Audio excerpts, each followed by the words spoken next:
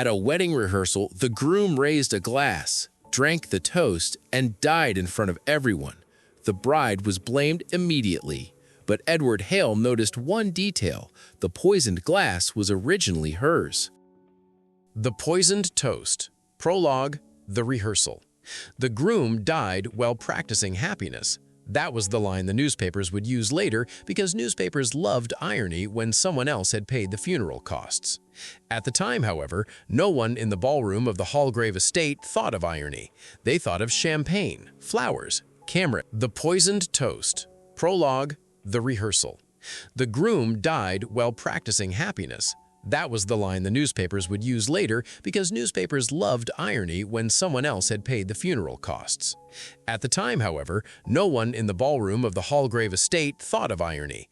They thought of champagne, flowers, camera angles, inheritance, bloodlines, seating charts, the mother of the groom's expression, the bride's accent, the fact that 3 photographers had been asked to work discreetly while carrying equipment large enough to track migratory birds.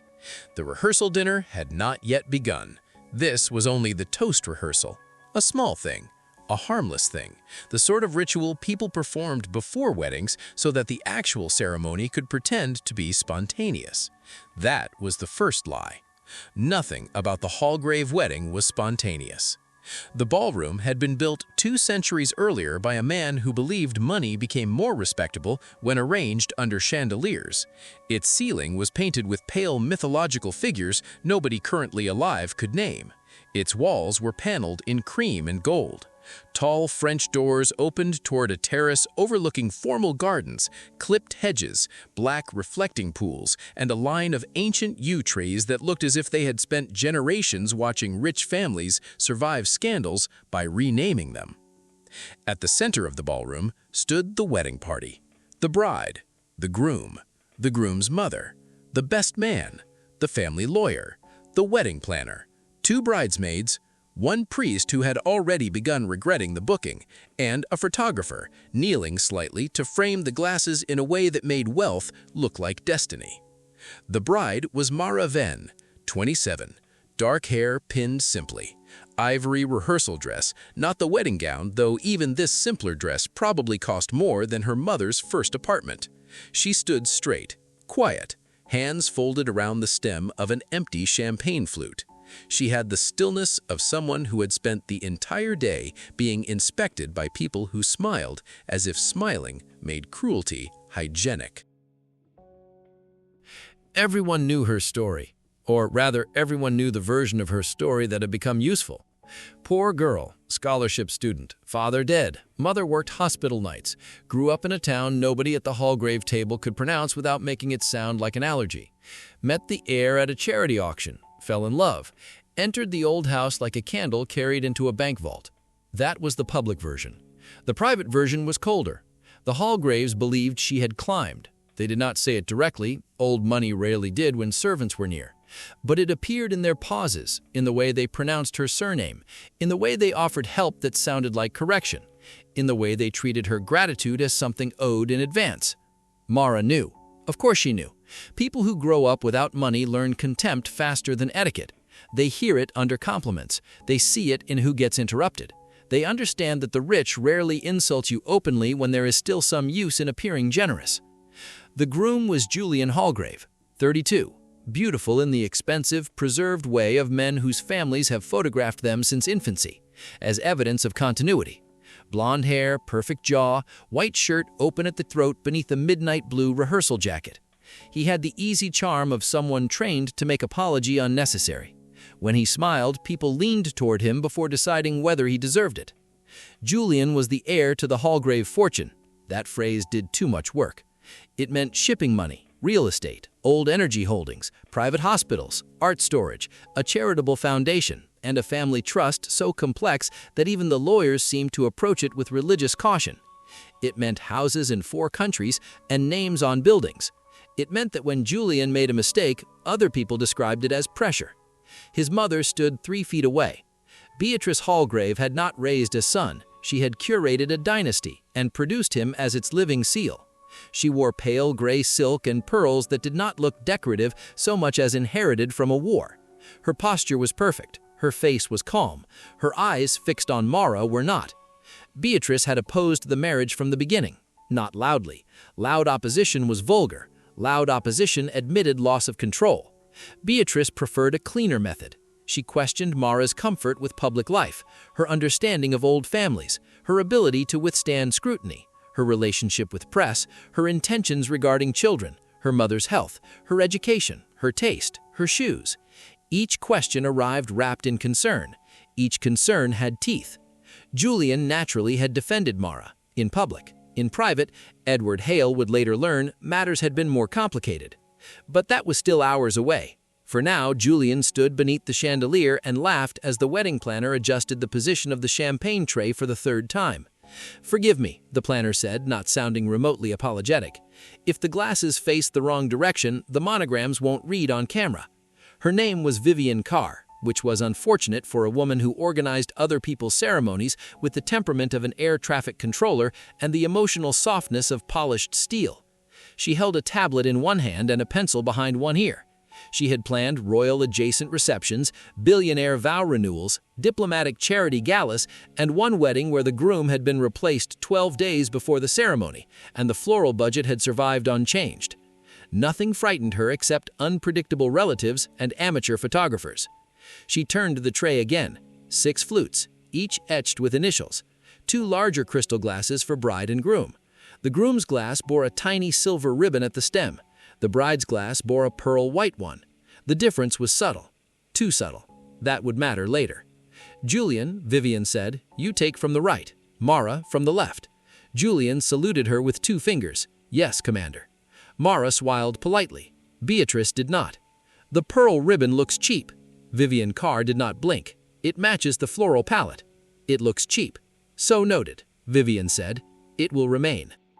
The best man coughed into his fist. His name was Theo Marlowe, and he had known Julian since school, which meant he had spent 20 years laughing at things Julian did before deciding later whether they were funny. Theo was broader, darker, less polished, and carried a faint, permanent embarrassment of a man who knew too many stories about the groom and had been paid, socially if not financially, to forget their sharpest edges. Beside Theo stood Miles Corvin, family lawyer. Thin, silver spectacles, dark suit, face like a sealed document.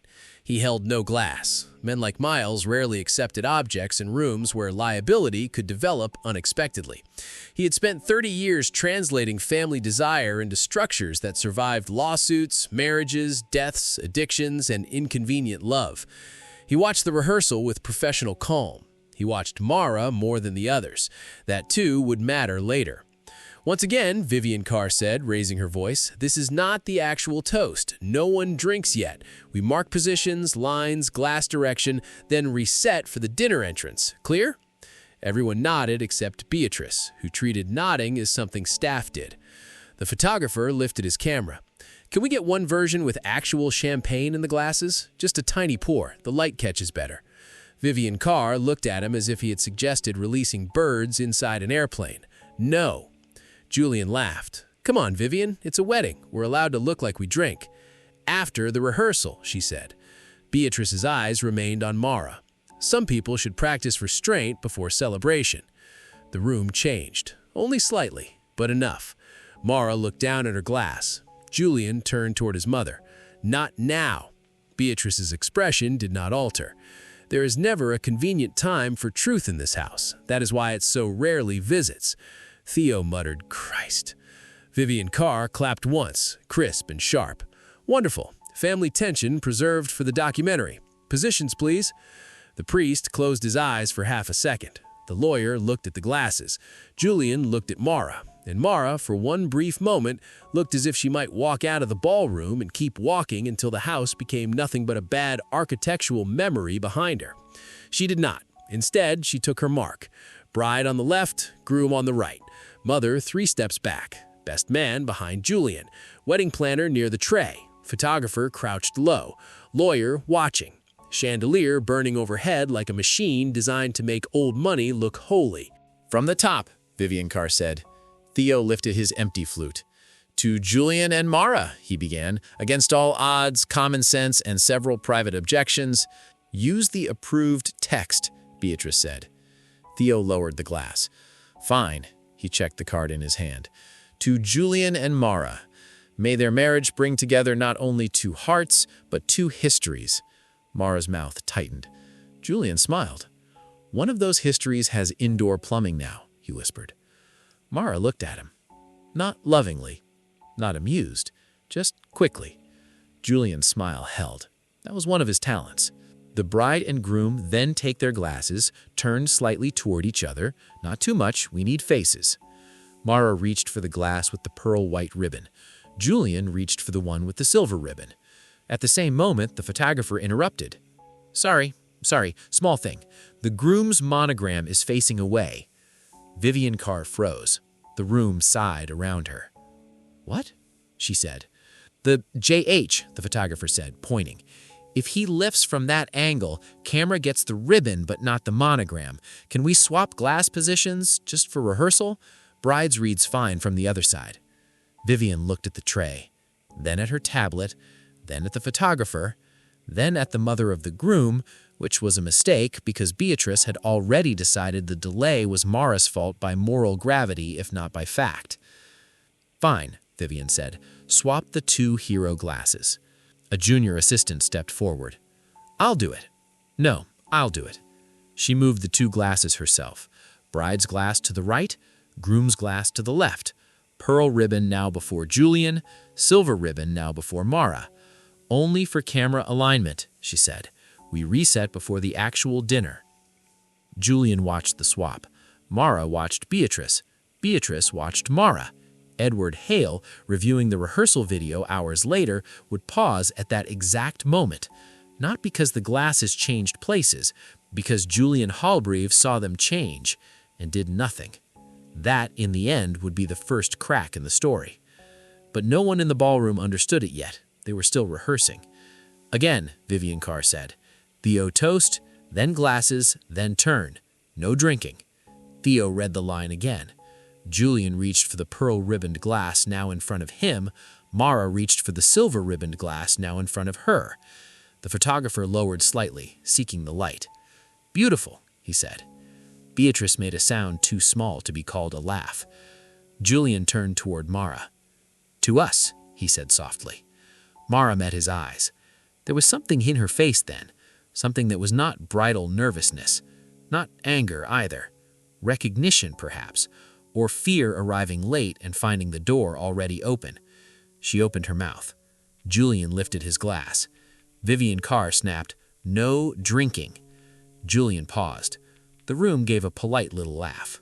He smiled. Sorry, habit. The line was charming. It worked on almost everyone. Mara did not laugh. Miles Corvin looked down at the tray. The photographer checked his shot. The assistant adjusted the hem of a bridesmaid's dress. Beatrice turned away, satisfied by some private injury. And during that tiny rearrangement of attention, Julian's right hand moved. Only slightly, not toward Mara, not toward the tray, toward his jacket cuff, then back to the glass. The motion took less than a second. On video, it would look like nothing. A groom adjusting himself before a toast. A man smoothing a cuff. A rich boy trained since childhood to make every small gesture appear natural. But the glass in his hand was no longer the groom's glass. It was hers, or had been hers, or was meant to be hers. That was the kind of ambiguity weddings loved, and murder used. Fine, Vivian Carr said. Let's do one final version with the line and the lift. No sip. Then dinner reset. No sip, Theo repeated, holding up both hands. Julian smiled. Everyone relax, he looked at Mara. For the first time all evening, she stepped half an inch back. Only half an inch, Beatrice noticed. Miles noticed. Graham, the photographer, noticed only because it changed the frame. Vivian Carr did not notice because she was checking timing. Julian lifted his glass. Mara lifted hers more slowly. Theo spoke. To Julian and Mara, may their marriage bring together not only two hearts, but two histories.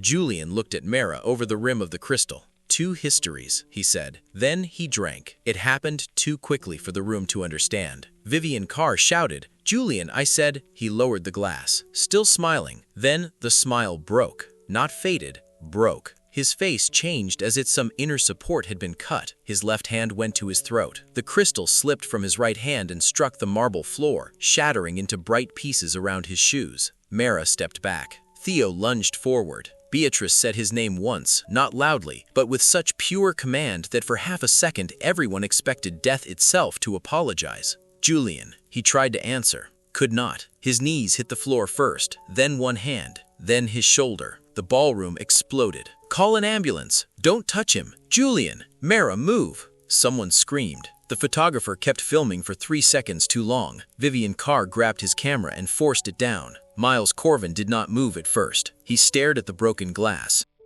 Not at the dying man, at the glass. Mara stood frozen beside the tray, holding the silver-ribboned flute she had not drunk from. Beatrice turned toward her, slowly, with a face so cold it seemed to have skipped grief entirely and arrived at accusation by instinct. "What did you do?" Mara did not answer.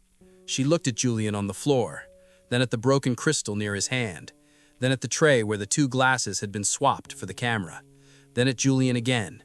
And in that moment, before anyone said poison, before anyone said murder, before anyone said bride, Edward Hale would later understand that Mara Venn had realized something no one else in the ballroom yet knew. She had not watched her groom die. She had watched the man who meant to kill her drink from the wrong glass. But realization without proof was only terror with better posture. The ambulance arrived in 12 minutes. Julian Halgrave was pronounced dead before reaching the hospital.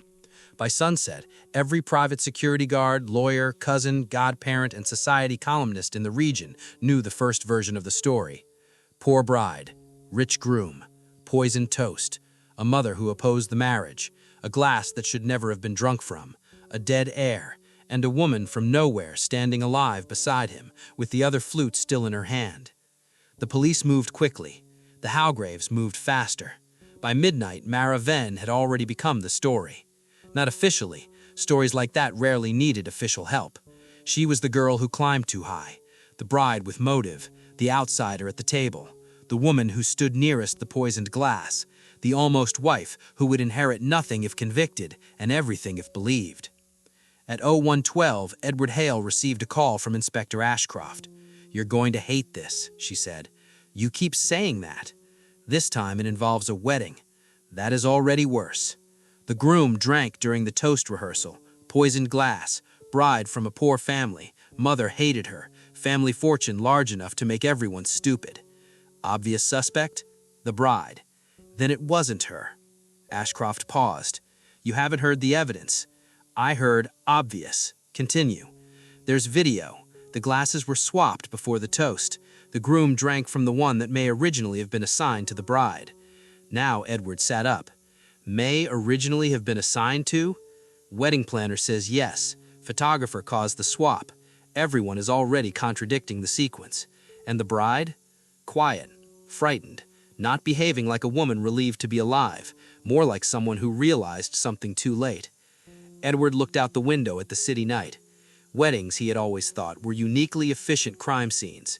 They gathered money, sex, inheritance, resentment, alcohol, photography, family mythology, and poorly managed seating into one building, then asked everyone to call it love. "Send me the footage," he said. "I already did." "Good. You haven't said you'll come." Edward stood and reached for his jacket. "The groom drank the wrong glass. Of course I'll come." He ended the call. On his phone, the video had already arrived. He opened it. The ballroom appeared. Chandelier, bride, groom, mother, tray, 2 glasses, a small swap for the camera, a toast, a sip, a death. Edward watched it once, then again, then a third time. He paused the frame at the moment the glasses changed places. Julian Halgrave was watching, not casually, not confused, watching. Edward smiled faintly. There it was, the first true sentence of the case, spoken by no one. The victim had seen the swap and still drank, which meant either he was a fool or he believed the glass was still meant for someone else.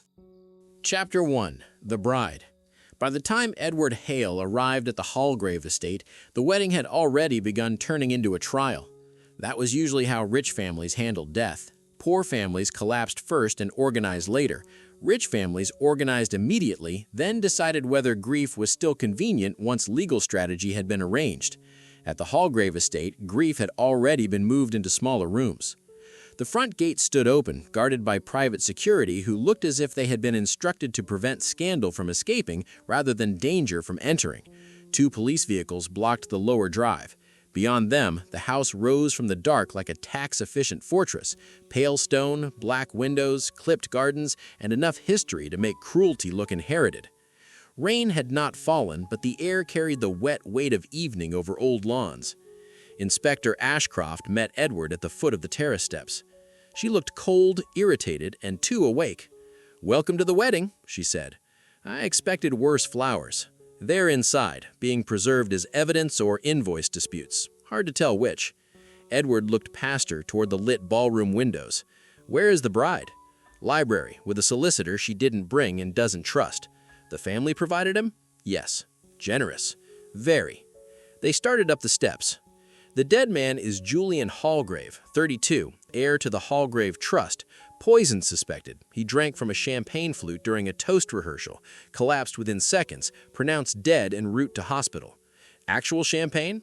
"No, white sparkling substitute, non-alcoholic for rehearsal, according to planner, though the family is already arguing about whether Julian added something real earlier."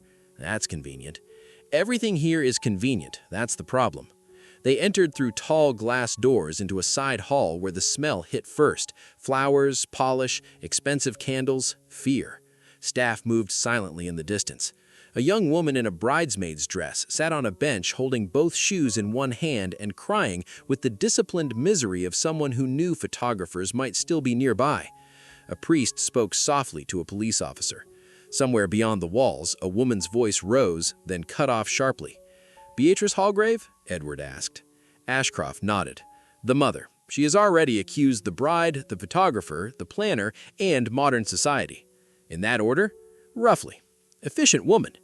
She asked whether you were necessary. And I told her no one in this house appears qualified to decide what is necessary." Edward almost smiled. They reached the ballroom. The doors opened. The room was still lit for beauty. That made it obscene. The chandeliers burned above gold walls and marble floors. White flowers covered pedestals, archways, and long rehearsal tables waiting for a dinner no one would eat. At the center of the room, beneath a pool of light, stood the champagne tray on its narrow brass table. 2 evidence markers sat near it. Another marked the place where Julian had fallen. Tiny fragments of broken crystal glittered inside a taped square on the floor. Edward did not move forward immediately. He stood in the doorway and let the scene speak. Bride on left originally, groom on right, tray between them, photographer lower front angle, planner near the tray, best man behind groom, lawyer offset near the wall, 2 bridesmaids in the background, priest further back, assistants moving around the margins. A wedding rehearsal was choreography disguised as emotion. Murder loved choreography. "What has been moved?" he asked. "Body removed, broken glass photographed, then partially collected except for marked fragments, surviving flute bagged, tray photographed in original post-collapse position, video secured from photographer, planner tablet, 1 assistant's phone, and a state ceiling camera."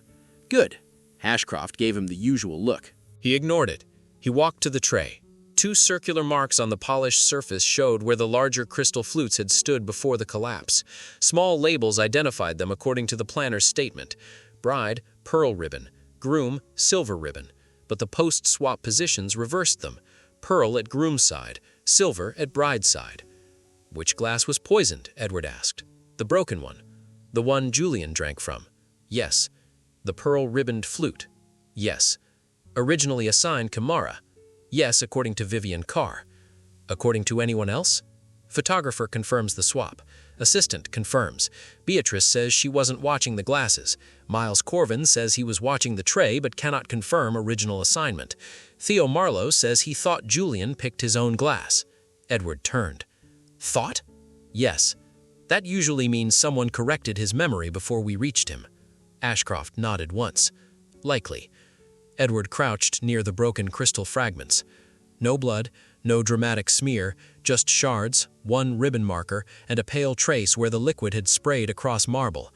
Poisoned ceremony looked depressingly similar to spilled catering. "What toxin?" "Preliminary field test inconclusive.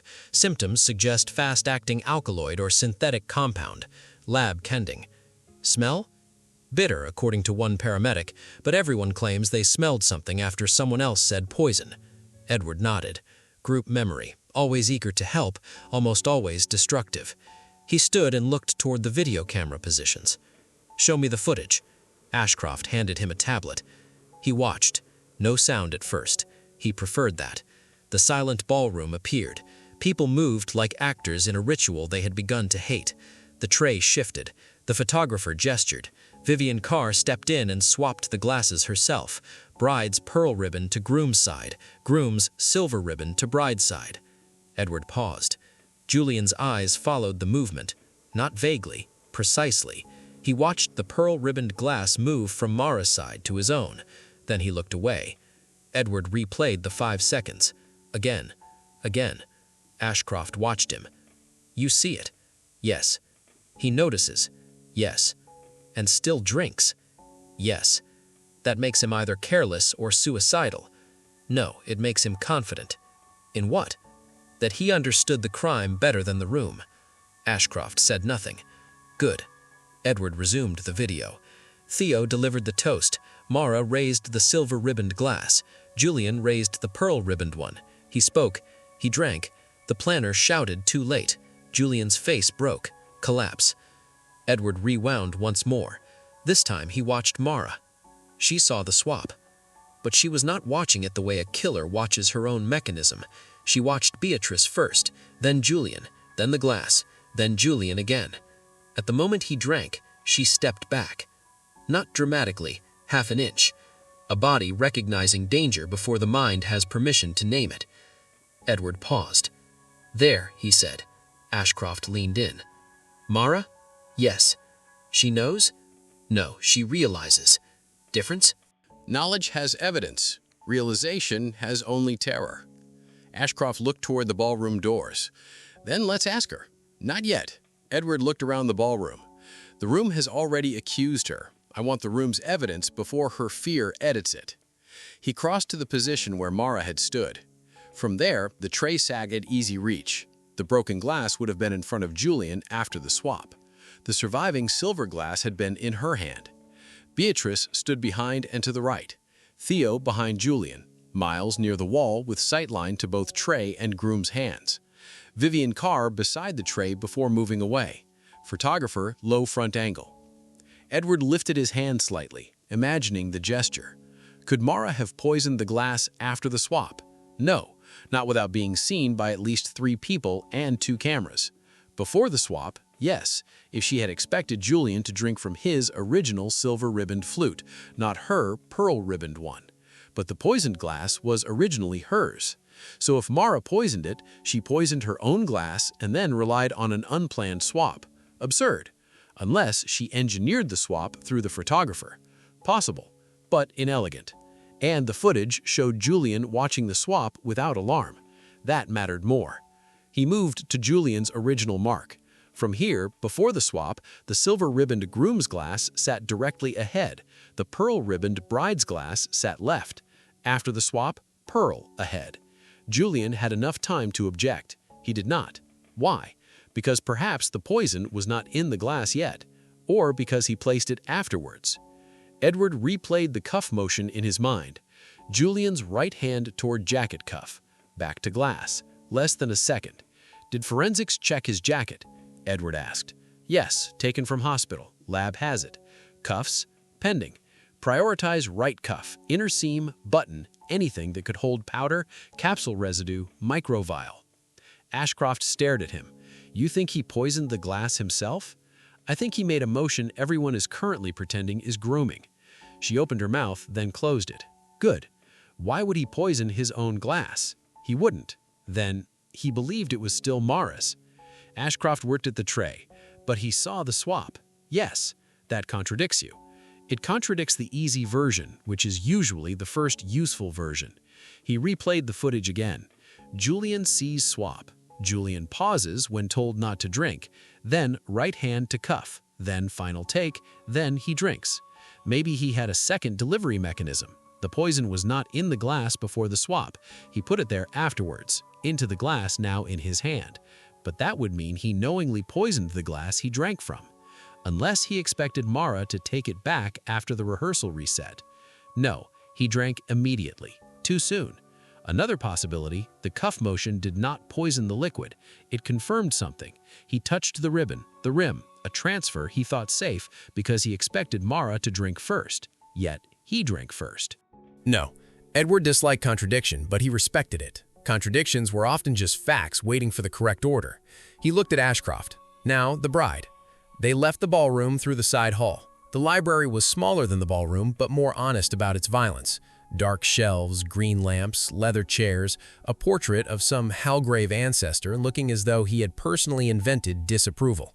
Mara Venn sat near the window, her rehearsal dress covered by a gray police blanket someone had put around her shoulders.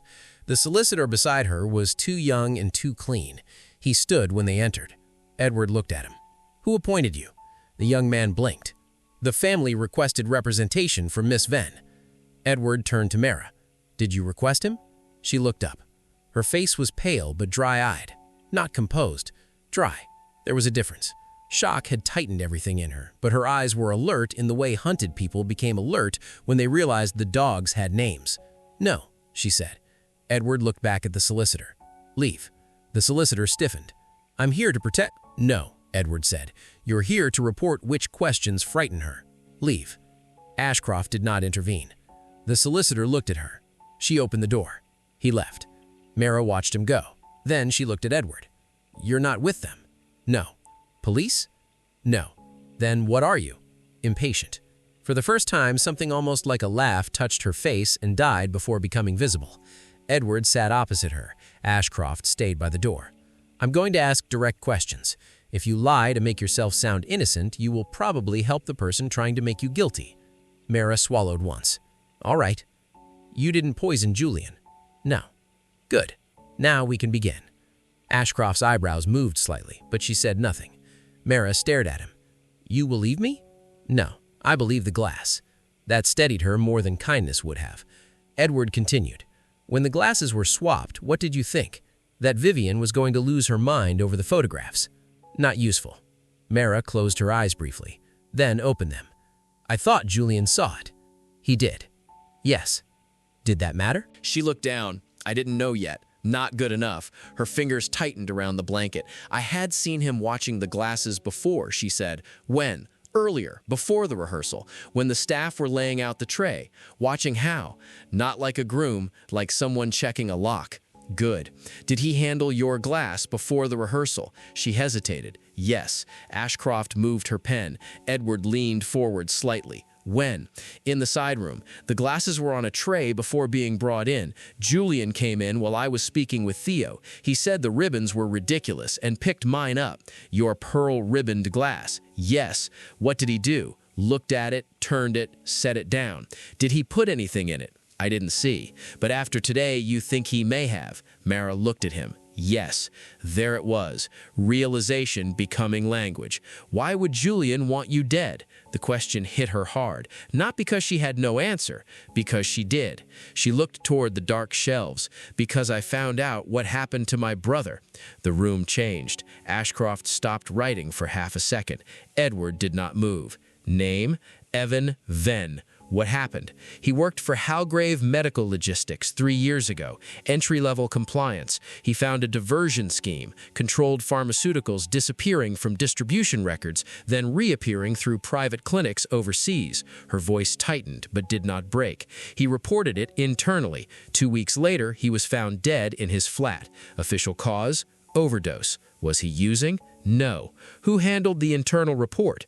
Mara looked at him. "Julian." Silence. There was the motive. Not class, not romance, not mother-in-law hatred, not poor bride with greedy hands. A dead brother buried under corporate cleanliness. "When did you learn this?" Edward asked. 6 weeks ago. "Before or after agreeing to marry Julian?" "After." "Did he know you knew?" "Yes." "How?" "I confronted him." Edward almost winced, not visibly. "When?" "Yesterday." Ashcroft looked up. "You confronted your fiancé 1 day before the rehearsal." Mara's eyes flashed. "I was going to cancel the wedding after I got him on record." "With what?" "My phone." "Did you?" No. Why? He was too calm. She swallowed. He said I didn't understand what my brother had done, that families like mine always needed someone else to blame. Then he kissed my forehead. Her voice broke on that last line, not from grief but disgust. Edward nodded slowly. Did you tell anyone? Theo, the best man? Yes. When? This morning. What did he say? That Julian was capable of worse than people thought. Interesting. Theo knew something. Anyone else? Miles Corvin, the lawyer? Yes. Why tell him? Because I thought he could confirm the documents. And did he? No. He told me to be careful with accusations made near a wedding. Edward almost smiled. Lawyers never fail to be themselves. And Beatrice? He asked. Mara No. Why? He was too calm. She swallowed. He said I didn't understand what my brother had done, that families like mine always needed someone else to blame. Then he kissed my forehead. Her voice broke on that last line, not from grief but disgust. Edward nodded slowly. Did you tell anyone? Theo, the best man? Yes. When? This morning. What did he say? That Julian was capable of worse than people thought. Interesting. Theo knew something. Anyone else? Miles Corvin, the lawyer? Yes. Why tell him? Because I thought he could confirm the documents. And did he? No. He told me to be careful with accusations made near a wedding. Edward almost smiled. Lawyers never fail to be themselves. And Beatrice? He asked. Mara shook her head. No, she hates me, but she didn't know why I was going to leave. Did Julian know you were going to cancel? Yes. How? I told him I wouldn't marry him until he told the truth about Evan. Edward looked at Ashcroft. There it was. Clean. Julian had motive to silence Mara before the wedding. Publicly, her death during rehearsal could be blamed on household hatred, bridal fragility, even his mother's opposition. Privately, it protected him in the family company, but he died because the glass changed. Still, the timing had a flaw. If he put poison in the glass earlier, he saw the swap and should have stopped. Unless he did not know the poison was in that glass. Unless someone else poisoned it for Mara, and Julian died by accident. No. Mara had seen him handle her glass earlier. Edward needed the object sequence. During the final rehearsal when Julian drank, what did you understand? Mara's face tightened. That he had meant it for me. You knew immediately? I understood immediately. Like you said, he noticed that. Good. Why? Because he looked surprised before he looked afraid. Edward held her gaze. Good. Ashcroft glanced at him. Mara continued. He wasn't shocked that poison existed. He was shocked it was happening to him. That was very good. Too good? No. Trauma sometimes sharpened the right detail. Edward stood. Mara looked suddenly frightened. You're leaving? For now. They'll arrest me. No, Ashcroft said. Mara looked at her. Ashcroft repeated, firmer. No. Edward moved toward the door, then stopped. One more question. Mara closed her eyes for half a second. Yes? Did Julian ever drink first? What? In dinners, toasts, tastings, wine, champagne. Did he drink before you? She thought. No, she said slowly. He always waited. Edward looked at her. It wasn't. No. It was habit. A man who used other people as shields learned to let them taste the world first. Tonight he had broken his own habit. Why? Because someone had forced the line, or because he believed there was no danger in the glass he held. Edward left the library with Ashcroft. In the hall, she said, well, the bride was the target. You're sure? Yes. Julian killed himself by mistake. Not yet, she frowned. You just said... I said she was the target. I did not say the mechanism is correct. Ashcroft looked back toward the ballroom. He handled her glass earlier. He had motive. He drank from the swapped glass. Yes. And he saw the swap. She nodded slowly. That still bothers you. It should bother everyone. They walked toward the ballroom. Edward stopped halfway. Find Theo Marlowe, he said. The best man? Yes. Why him? Because Mara told him the truth this morning, because he knew Julian was capable of worse, and because at weddings the best man often knows exactly where the groom keeps the uglier version of himself. Ashcroft nodded. And the mother? Later. You're avoiding Beatrice. No, Edward said. I'm saving her. For what? For when the family version needs to be broken loudly. He looked back toward the ballroom, where the tray still waited under the chandelier. First, we need the glasses to tell us why Julian drank from danger he had watched move. Chapter 2. The glasses. The glasses were more honest than the witnesses. That was not a compliment. Witnesses wanted to survive themselves. Glasses had no such ambition. They held fingerprints, lip marks, residue, angles, fragments, and the small, humiliating facts people forgot to edit before speaking. In a house like Halgrave, that made glass almost morally superior. Edward Hale stood in the estate's temporary evidence room at 0247, looking at two crystal flutes under white forensic light. The room had been a flower preparation suite 8 hours earlier. Now the flowers had been removed, the refrigeration units turned off, and long metal tables set up beneath portable lamps. Evidence bags covered one side, camera memory cards, folded napkins, ribbon samples, tray cloth, a broken cufflink, the photographer's SD backup, Vivian Carr's printed rehearsal schedule, and a small silver monogram marker that had fallen from one of the glasses during collection. The surviving flute stood upright inside a clear protective frame. Silver ribbon, bride's hand, unbroken. The broken flute lay reconstructed in fragments beside it. Pearl ribbon, groom's hand, poisoned liquid, death. Inspector Ashcroft stood beside the table with 2 coffees no one had asked for and one expression that suggested she had reached the stage of the night where murder became personal mainly because it interfered with sleep. "You said the glasses would explain why Julian drank," she said. "I said they would tell us why the current explanation is lazy." That was less comforting. It should have been. Edward leaned closer to the reconstructed pearl-ribboned glass. The broken rim had been partially reassembled, not completely, but enough to show where Julian's mouth had touched. The ribbon was still attached to the stem, slightly damp from sprayed liquid and handling. A small etched monogram near the base read MV, Mara Venn, bride. The silver-ribboned glass, the one Mara had held but not drunk from, bore HJ, Julian Halgrave, groom. The swap was real. The camera alignment had reversed the glasses, and yet Julian drank from the glass bearing Mara's monogram. That alone should have bothered everyone. It did not because everyone had been too busy loving the simple story. "Show me the cleanest footage," Edward said. Ashcroft opened the tablet and placed it on the table. 4 angles. Photographer's main camera, assistant's phone from behind the tray, estate ceiling camera, Vivian Carr's tablet feed, grainy but useful. Edward watched them in sequence first, then all at once, no sound, then with sound.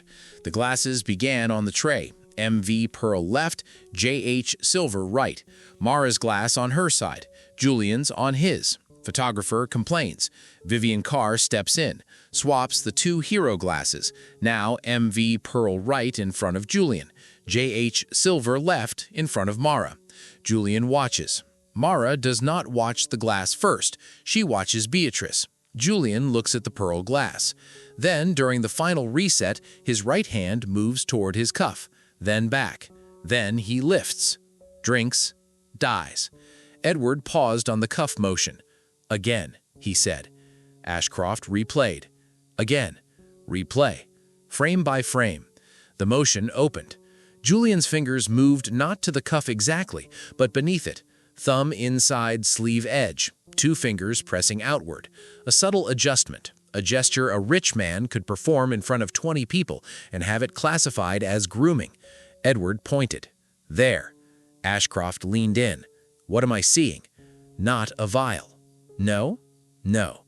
Too slow for a squeeze, too visible for a powder drop. His hand never reaches the rim." She looked again. "Then what?" "He checks something. A device? Or a marker?" Edward enlarged the frame. The image softened but held enough detail. Julian's cuff was white, French cuff, 1 cufflink visible, rectangular, dark enamel, gold edge. On the inner side, a shadow at the sleeve seam, a tiny shape, not enough to identify. Did lab recover anything from the cuff? Preliminary just came in.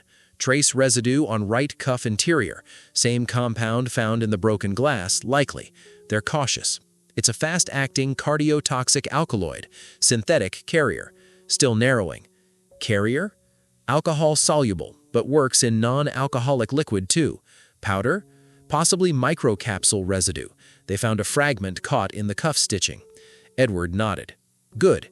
So Julian had indeed carried something, but if he carried the poison in his cuff and added it after the swap, then he knowingly poisoned the glass he was about to drink, unless he did not add it then, unless he checked whether it was gone. That was different. Did the poison enter the glass before or after the swap? That is the case. You enjoy saying things that sound like answers and aren't. No, I dislike premature answers. He turned to the tray.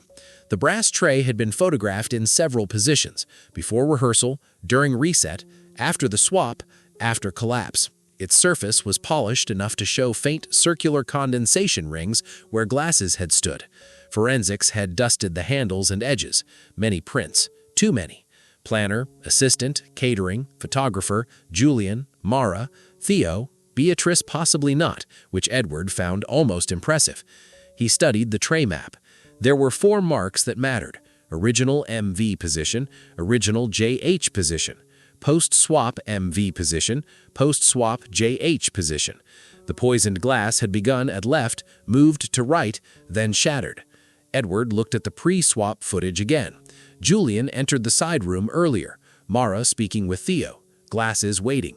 Julian picks up the pearl-ribboned MV glass, turns it, sets it down. He does not appear to pour anything, but his right hand approaches his cuff before touching the stem.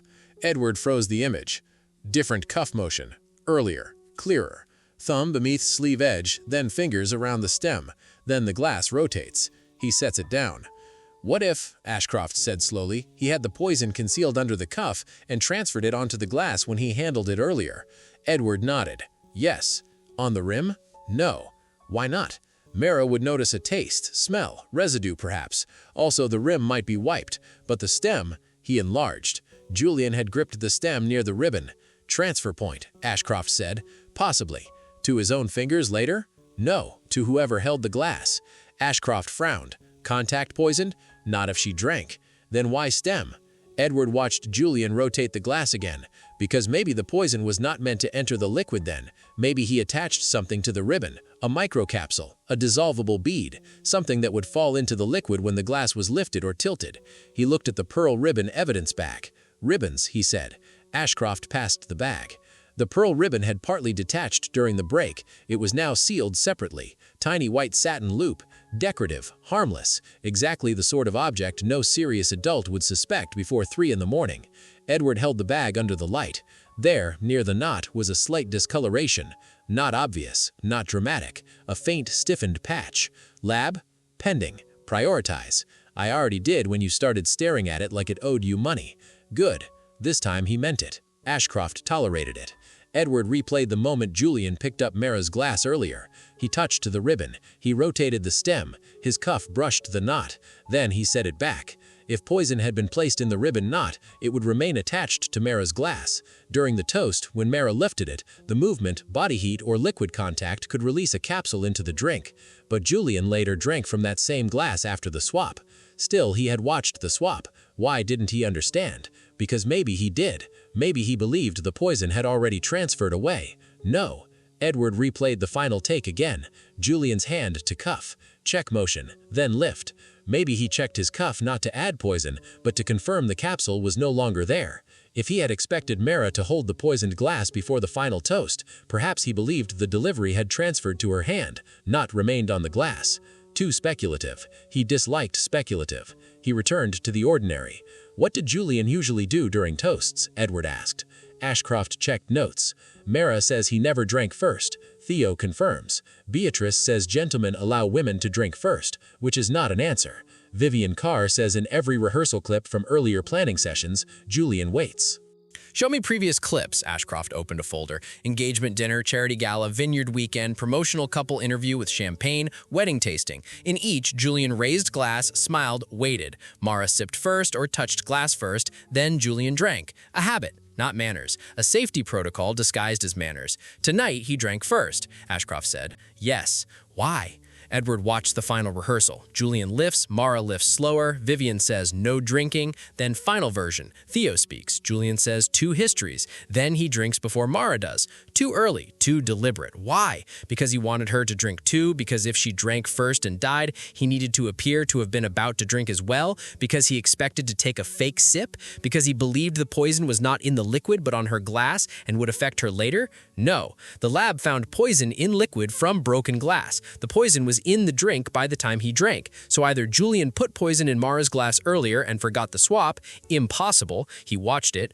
Julian put poison in his own post-swap glass accidentally, improbable. Someone else poisoned Mara's glass before the swap, and Julian unknowingly drank it. But then his cuff residue is coincidental or planted. No. Julian designed a method requiring the glass to return to Mara before the sip, but the rehearsal changed and Julian drank in a display of charm, before reset.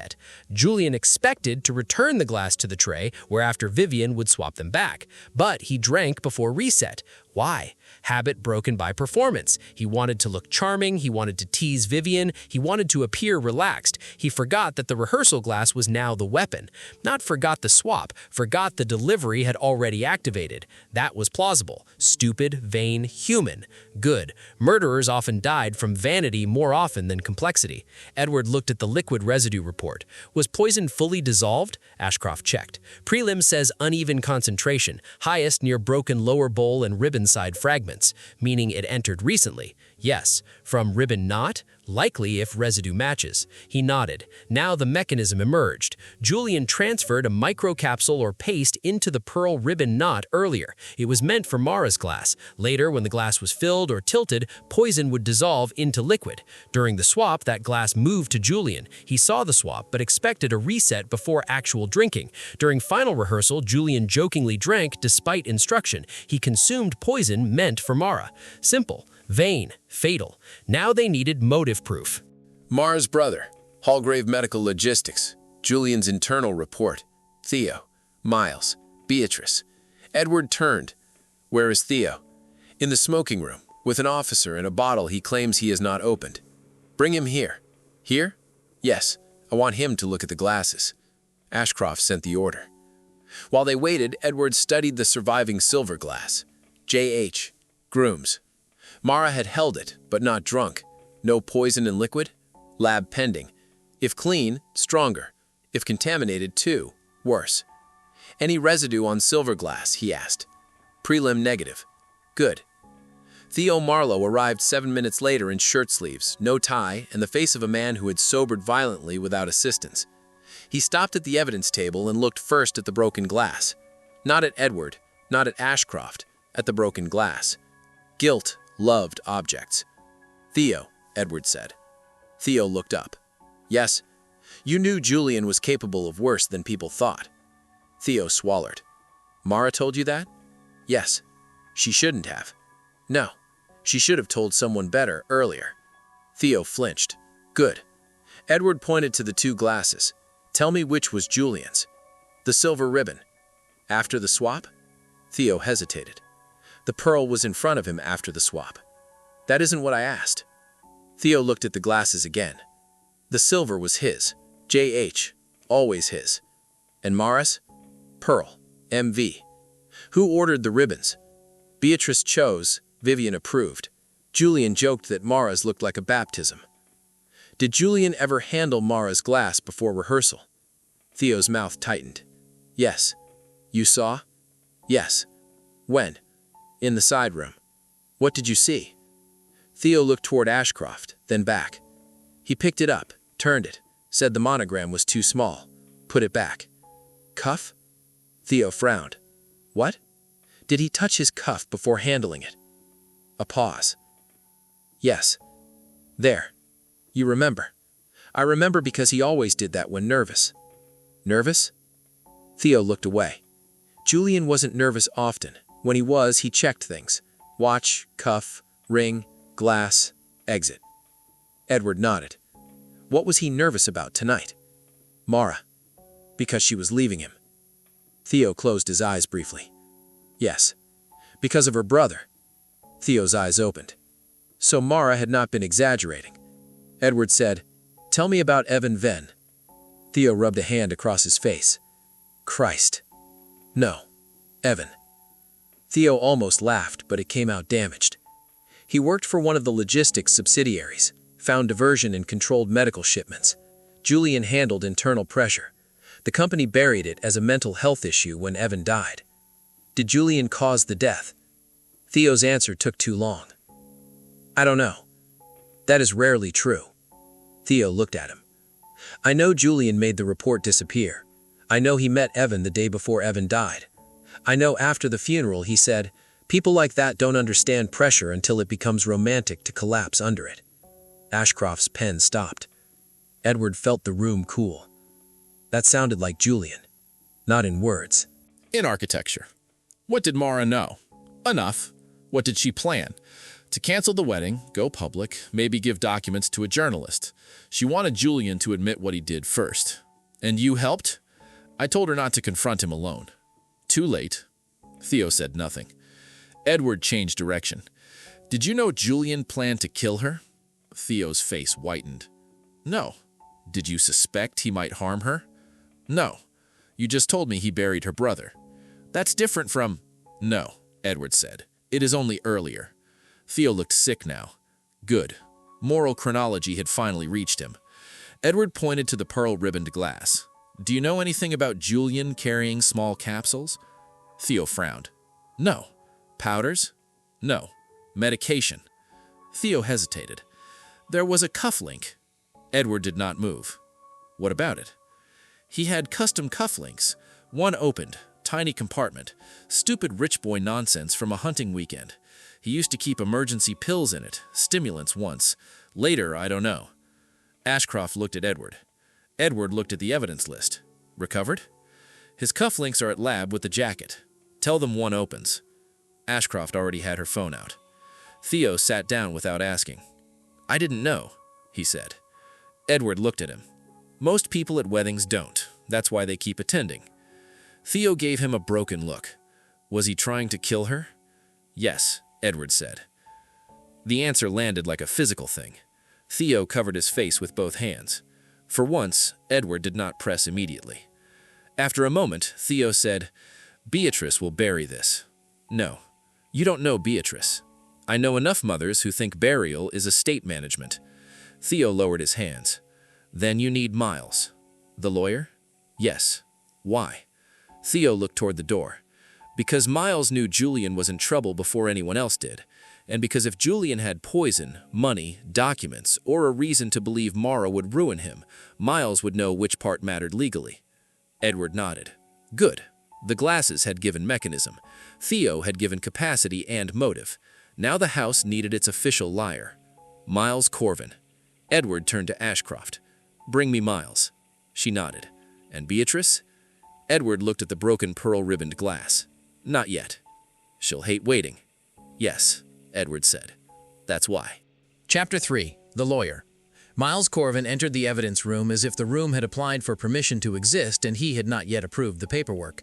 Edward Hale had met men like him in court corridors, corporate boardrooms, family offices, and once in the private chapel of a banking dynasty where a dead uncle's coffin had been surrounded by people less interested in mortality than voting rights. Lawyers who served old families did not merely know the law. They knew appetite in legal clothing. They knew which griefs could be delayed, which marriages could be converted into clauses, which scandals could be priced before anyone admitted they were scandals. Miles Corvin was that kind of lawyer. He was in his late 50s, narrow, immaculate, and almost aggressively unmemorable until one looked at his eyes. His suit was dark enough to count his professional mourning without committing to it emotionally. His silver spectacles sat low on his nose. He carried a leather folder under one arm and no drink in either hand. Sensible. Men like Miles did not accept liquids in rooms where poison had recently become a theme. He looked once at the reconstructed glasses on the metal table, then at Edward, then at Ashcroft. I assume I am here because Mr. Marlowe has begun compensating for cowardice with narrative generosity. Edward almost smiled. Close. You're here because you watched the tray instead of the dying man. Miles blinked once. Barely. Good. Ashcroft shut the door behind him. No counsel? For you? Ashcroft said. For the family? The family is not in this room.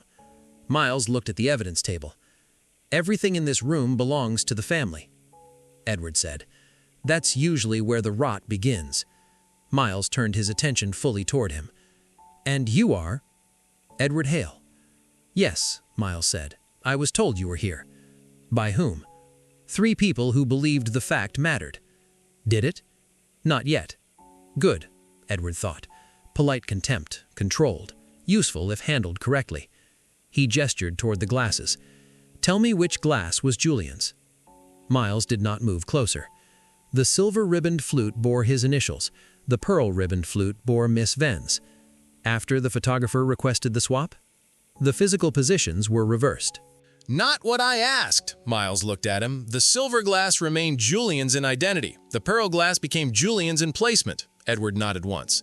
That was the lawyer's mind. Identity, possession, placement. Excellent. And in legal terms? Miles's expression cooled. Objects have no legal identity in that sense. Convenient. Precise. Then be precise. If a glass bearing Mara's monogram is moved in front of Julian and Julian drinks from it, whose glass did he drink from? Miles hesitated for the first time. Not long, long enough. The glass in his possession at the time of drinking. Edward nodded again. There it is. Ashcroft watched silently. Miles looked faintly annoyed. There what is? The answer your family will prefer. Miles did not respond. Edward picked up the evidence bag containing the pearl ribbon and placed it in the center of the table between them. Julian handled Mara's glass before the rehearsal. I did not see that. Did you know? No. Did you know one of his cufflinks opened? Another pause. This one longer. Yes. Good. When? I have known Julian since he was 14. He owned many tasteless mechanical objects. That one specifically. Miles looked at the bagged ribbon, not Edward. Yes. Did he use it tonight? I did not see. That wasn't the question. Miles removed his spectacles, cleaned them with a cloth, and replaced them. A delay, not confusion. I cannot say what I did not observe. No, Edward said, but you can say what you feared. Miles was silent. Ashcroft folded her arms. Mr. Corvin. Miles glanced at her. Inspector, if you intend to treat a family solicitor as a suspect every time he fails to speculate emotionally, you will exhaust the profession before dawn. Edward said. I rarely need the profession, only the ugliest representative in the room. Miles's eyes sharpened. Good. Insult a man like Miles not for his morality but his professional category, and he would defend himself by becoming exact. Edward continued. Mara Venn told you she believed Julian was involved in her brother's death. Miles said nothing. She came to you before the rehearsal. Silence. She asked about documents. Still nothing. Edward leaned closer. You told her to be careful with accusations made near a wedding. Miles's face changed by 1 degree. Mara had quoted him accurately. Good. At what time? Edward asked. Miles said, this afternoon. Where? The east corridor outside the family office. Who else heard? No one, I believe. What did she ask? Miles looked toward the evidence bags. She asked whether an internal compliance complaint from Halgrave Medical Logistics could be recovered if it had been withdrawn before formal escalation. And I told her that depended on who withdrew it, under what authority, and whether parallel records existed. Did they? Miles did not answer. Edward waited. Finally, Miles said, possibly, meaning yes, meaning possibly. Edward let that sit. What did Evan Venn find? Miles looked at Ashcroft now. I am not at liberty to discuss internal corporate matters unrelated to... Ashcroft cut in. A groom is dead. The intended victim may have been the bride, and her brother's death may be motive. Try liberty again and I'll start enjoying myself. Miles looked back at Edward. Edward said nothing. At last, Miles spoke. Evan Venn was a compliance analyst in a distribution subsidiary. He flagged discrepancies in controlled pharmaceutical inventory. Certain shipments appeared to be delayed, rerouted, then reconciled through private clinic networks overseas. Illegal diversion? Potentially. Who supervised the internal investigation? Miles hesitated. Julian. That sounds unwise. It was a family company. That is not a defense. No, Miles said, merely the explanation usually mistaken for one. Edward accepted that. What happened to Evan's report? Withdrawn. By Evan? No. By whom? Miles' mouth tightened. Under Julian's authority. And Evan? Died before the matter could be reopened. Overdose? Officially. Was it? Miles looked tired now. For the first time, properly tired. I don't know. You suspect? Yes. That Julian arranged it? I suspect Julian made it impossible to distinguish his direct action from the machinery around him. Edward held his gaze. That was not an answer. It was a legal epitaph.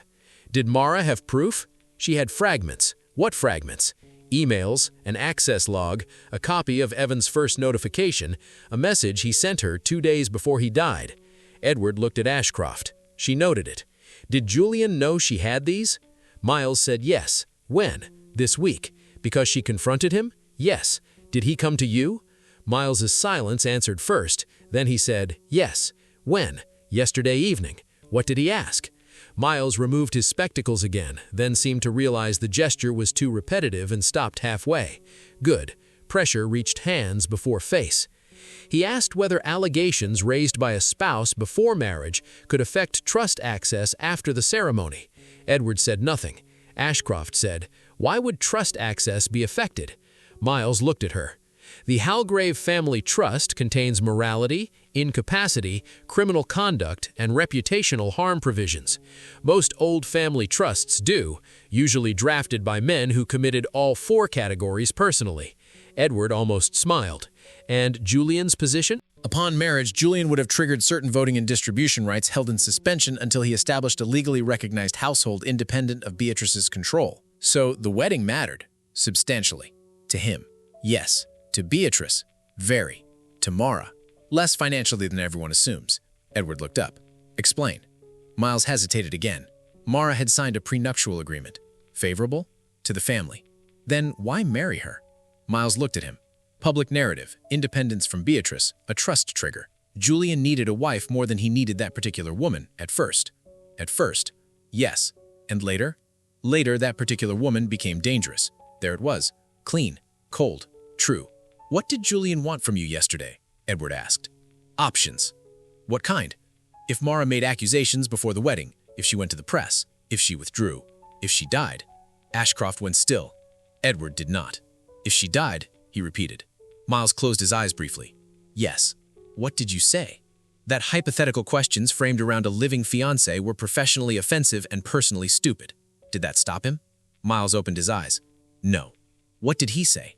That accidents before weddings are tragic but less legally complicated than scandals after them. Silence filled the room. For a moment, even the refrigeration units seemed louder. Edward looked at Miles carefully. You did not report this. No. Why? Because old families do not survive by reporting every monstrous sentence spoken by an heir. Ashcroft's voice was flat. That may be the most incriminating professional motto I've heard this month. Miles turned to her. It is not a motto, Inspector. It is a confession of failure.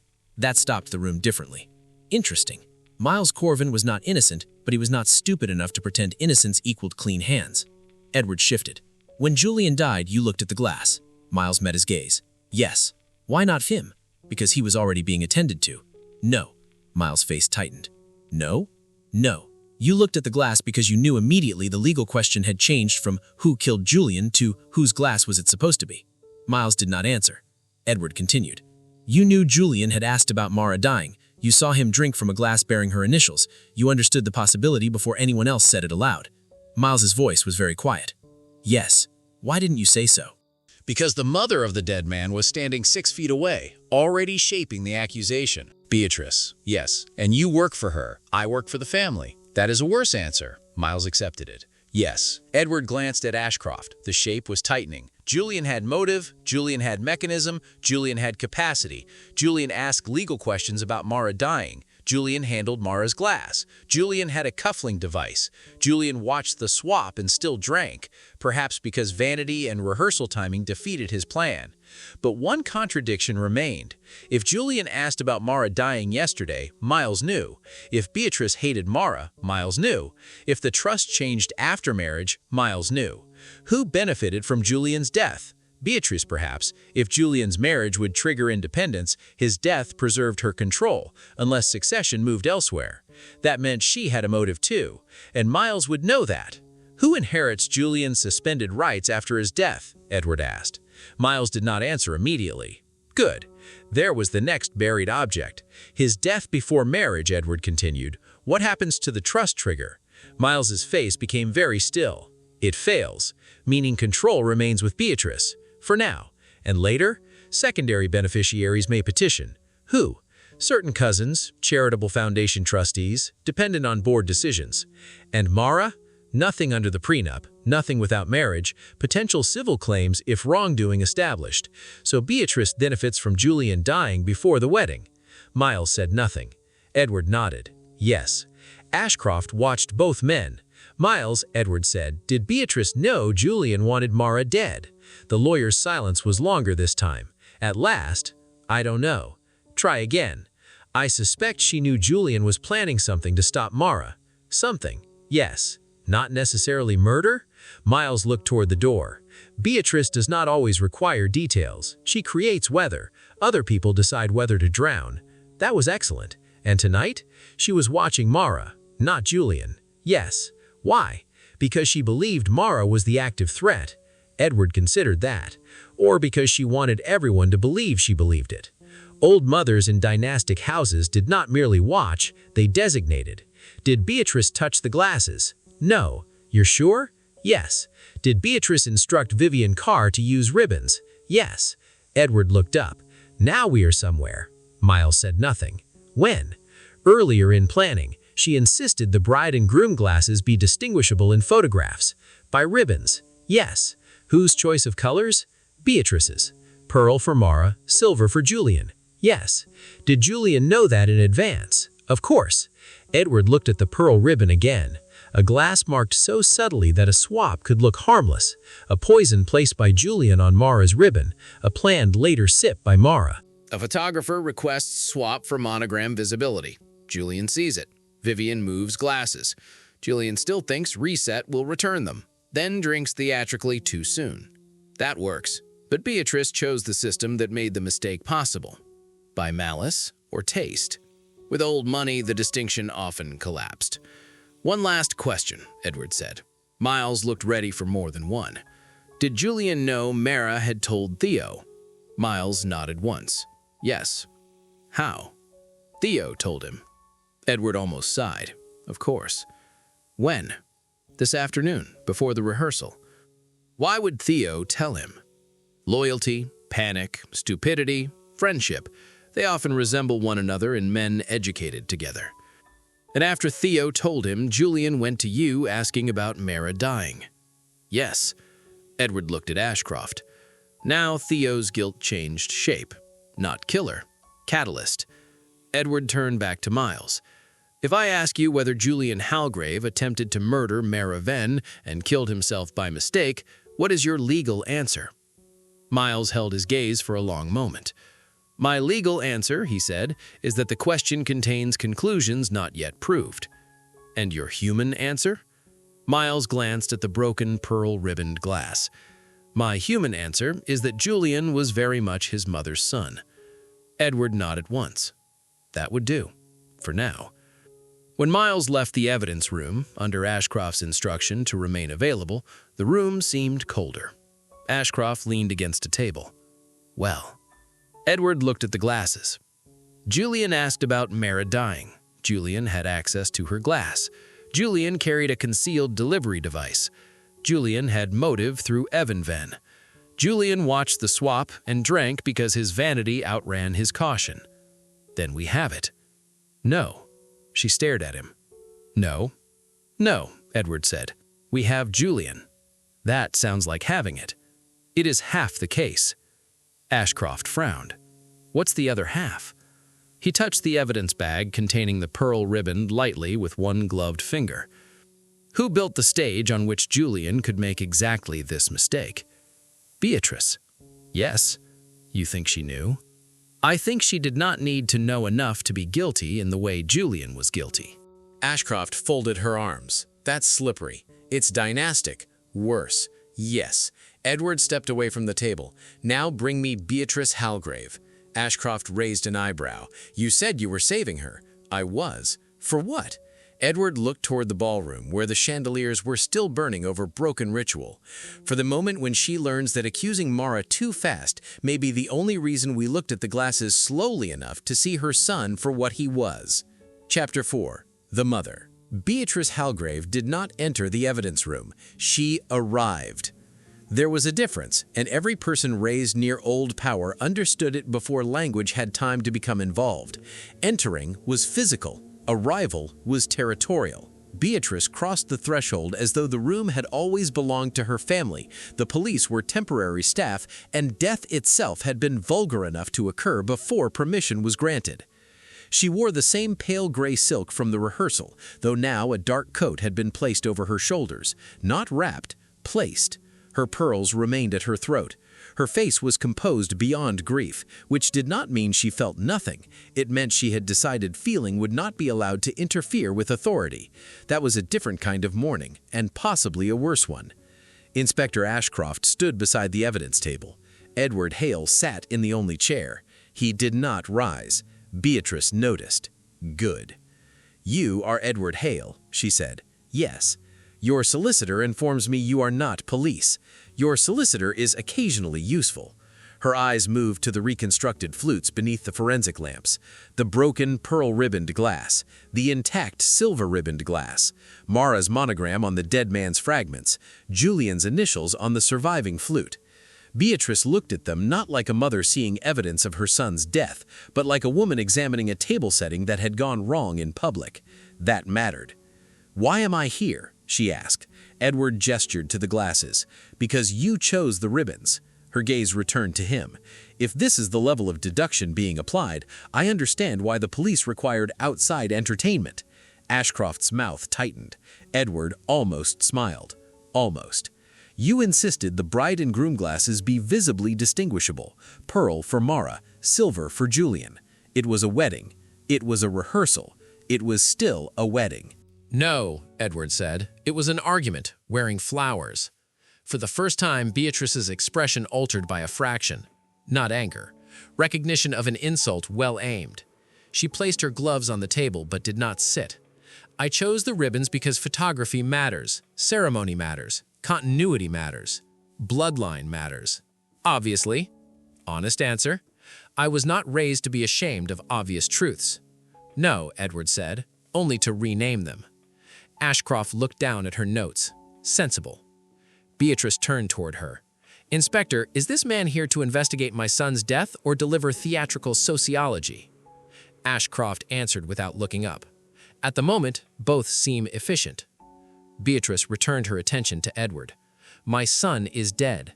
His fiancée had motive, access, and opportunity. I understand modern policing enjoys complication, but not every truth improves when made ugly."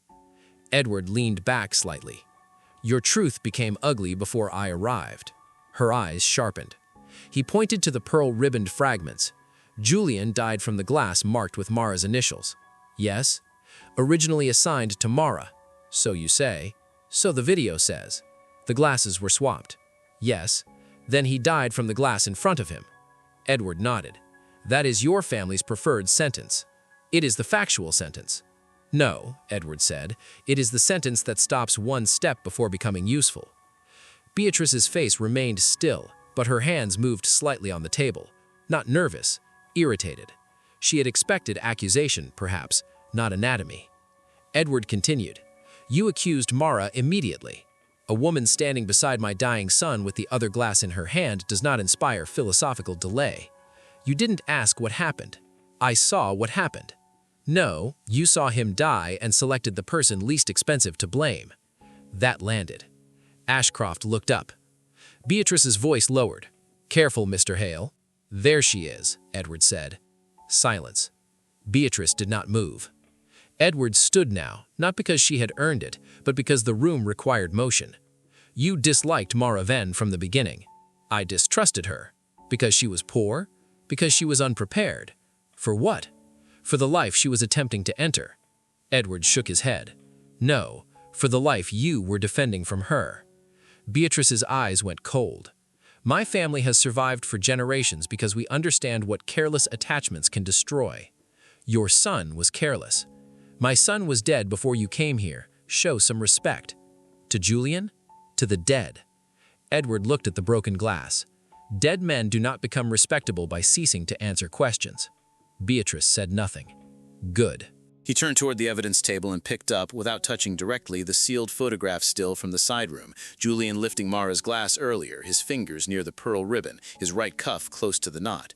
He placed it in front of her. "Your son handled Mara's glass before the rehearsal." Beatrice glanced at it. "Couples touch each other's things during wedding preparations. It is not yet a felony." "No, but the lab found residue from the fatal compound in the pearl ribbon knot." Her eyes moved back to the photograph. "Only for a second. Enough." Edward continued. "They also found matching residue in the interior seam of Julian's right cuff, and we have confirmation that one of his cufflinks opened into a small compartment." Beatrice's face did not collapse. That would have been too ordinary. Instead, something in her expression withdrew behind a locked interior door. "Julian had many foolish accessories," she said. "Yes, he was always theatrical. Yes, he did not murder himself. No," Edward said, "he attempted to murder Mara and drank too soon from the glass he had prepared." Ashcroft watched Beatrice closely. For half a second, the mother was gone. Not visibly, structurally. What remained in her face was not grief, not surprise, not horror, but arithmetic, Julian's reputation, Mara's accusation, the family trust, the company, the estate, the story, the order in which each must be contained. Then Beatrice returned. "You cannot prove that," she said. Edward nodded.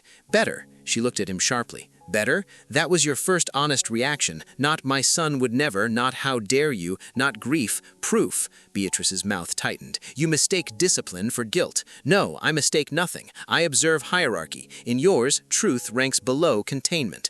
The room chilled. Beatrice looked toward Ashcroft. "Are you permitting this?" Ashcroft said, "I'm enjoying the accuracy." A small cruelty. Useful. Edward placed another document on the table, the summary of Mara's statement concerning Evan Venn. "Evan Venn," he said. Beatrice did not look down. "Who?" "Mara's brother." "I know who he was. Then why ask?" "Because I refuse to let every tragedy near this family be arranged into conspiracy by ambitious outsiders." Edward studied her. "Did Julian tell you Mara had found the old compliance records?"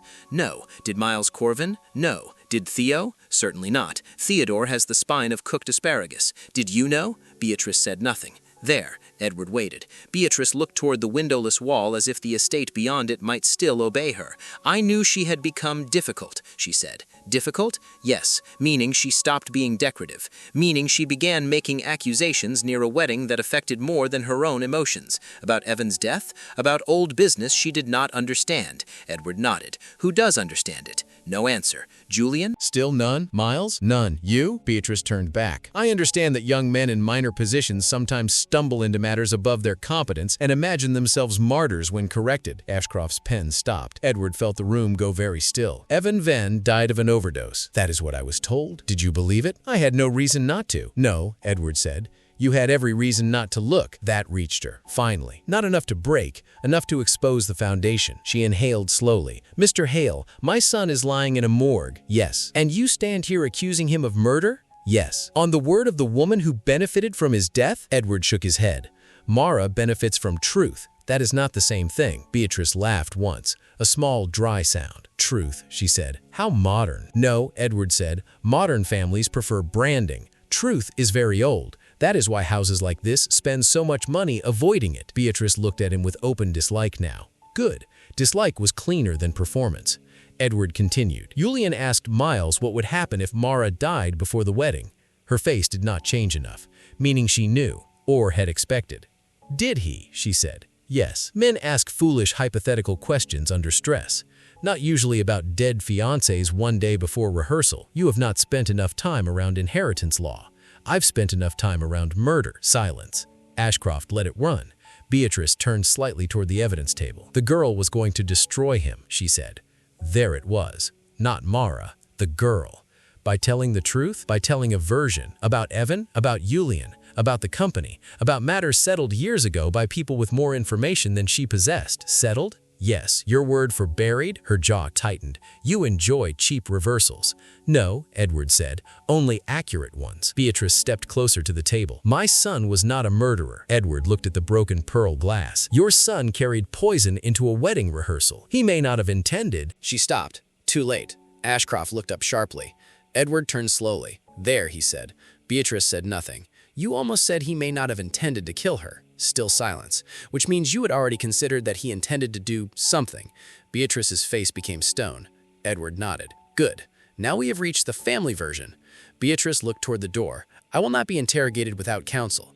You are not being interrogated, Edward said. You are being introduced to the evidence before your house tries to eat it. Ashcroft said, and you're free to request counsel before answering further. Beatrice's eyes moved between them. Calculation again. Then she stayed. Of course she did.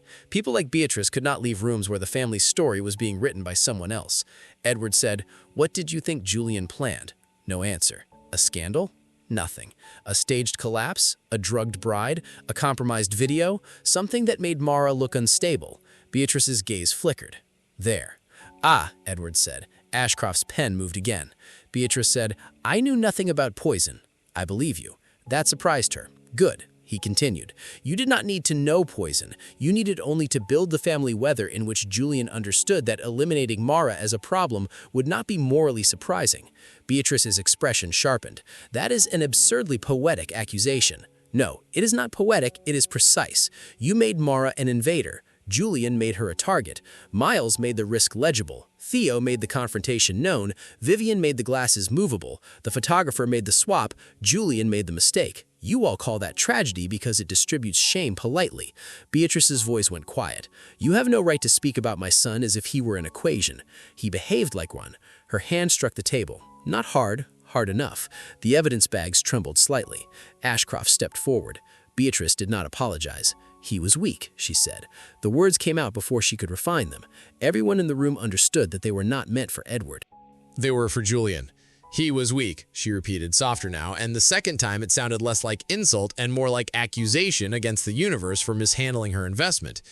He wanted independence without discipline. He wanted affection without sacrifice. He wanted that girl because she made him feel defiant. Then he wanted her gone because she made him feel exposed. Edward watched her carefully. You knew he was dangerous. I knew he was frightened. Same thing in a man with power. For once, Beatrice did not argue. That mattered. What did you do? Edward asked. She lifted her chin. I protected the family. How? I told Miles to prepare for every outcome, including Mara's death.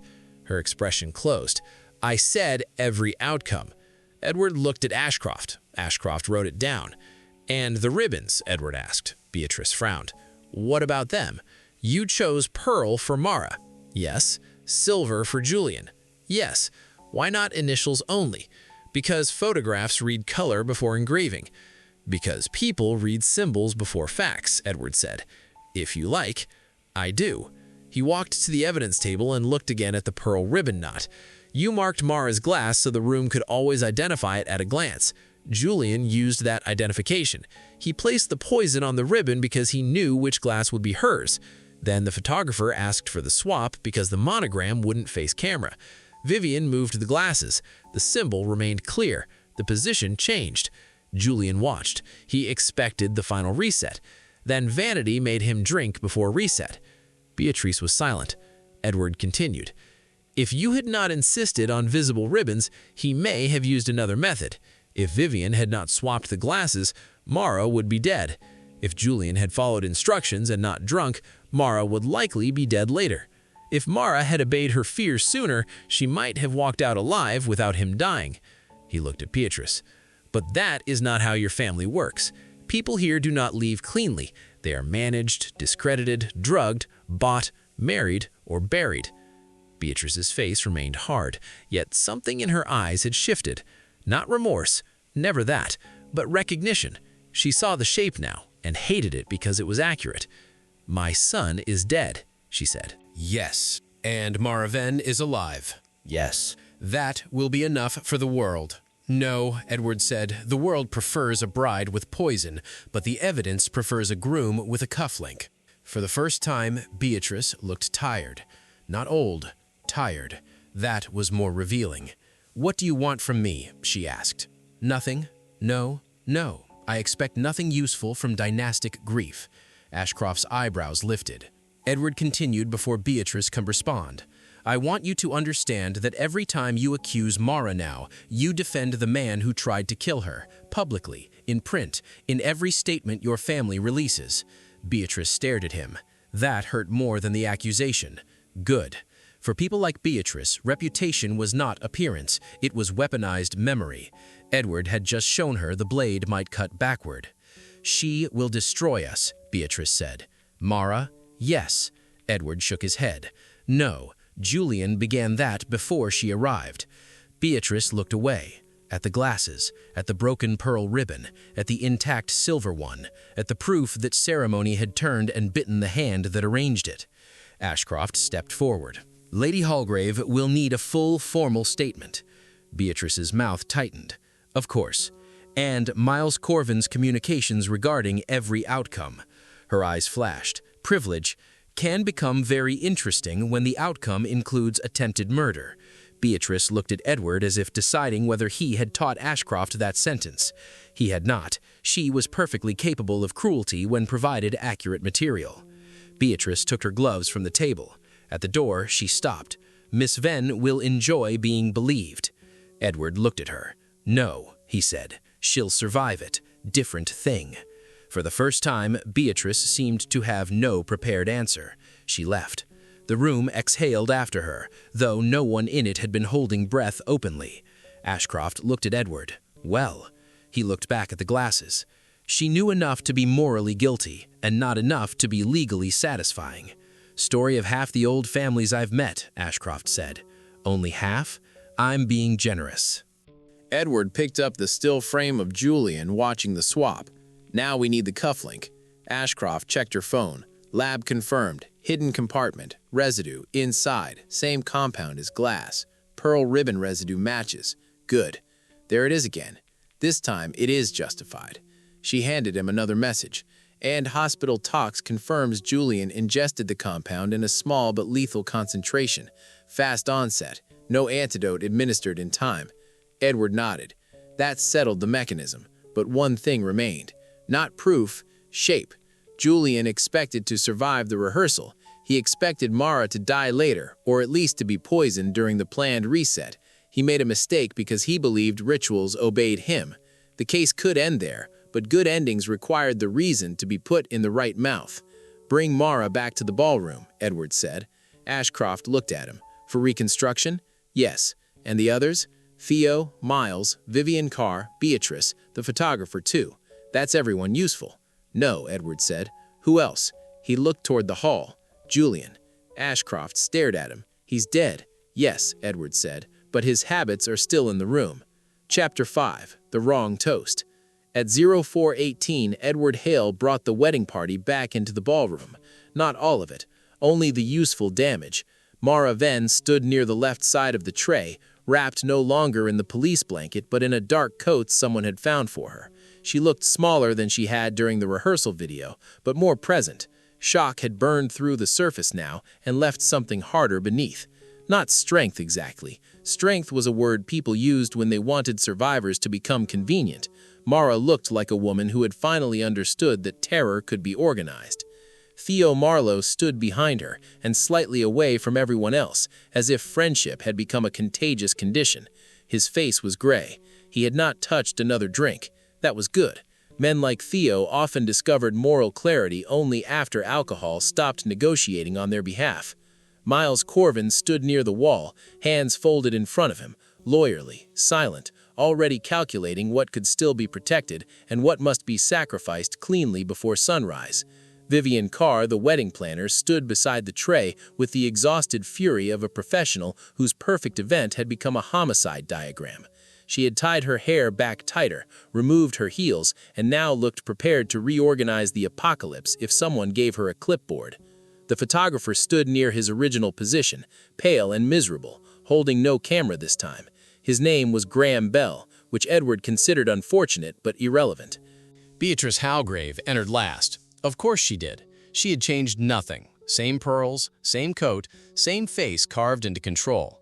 But she looked at the evidence markers now before she looked at Mara, and that was the first concession that Knight had forced from her. Inspector Ashcroft stood by the ballroom doors with two officers. The chandeliers still burned overhead. The broken glass had been removed, but its marked square remained on the marble floor. The tray had been reset with two replacement crystal flutes of similar shape. Not the original evidence, visual substitutes. Edward had insisted on that. People understood movement better when objects occupied space. Pearl ribbon on the left, silver ribbon on the right. Original positions. Bride, groom. The room hated it immediately. Good. Edward stood in front of the tray. "We are not here to decide whether Julian Howgrave was murdered. He was not." Mara looked down. Beatrice's jaw tightened. Theo shut his eyes for 1 second. Edward continued. "We are here to establish why he died." Beatrice said, "My son was poisoned." "Yes, that seems sufficient." "No," Edward said. "It is only the part that fits in a headline." He turned toward Vivian Carr. "Miss Carr, at the beginning of the toast rehearsal, which glass belonged to Mara?" Vivian pointed without hesitation. "Pearl ribbon, left position, MV monogram. And Julian?" "Silver ribbon, right position, JH monogram." "Why ribbons?" Vivian's eyes moved once toward Beatrice.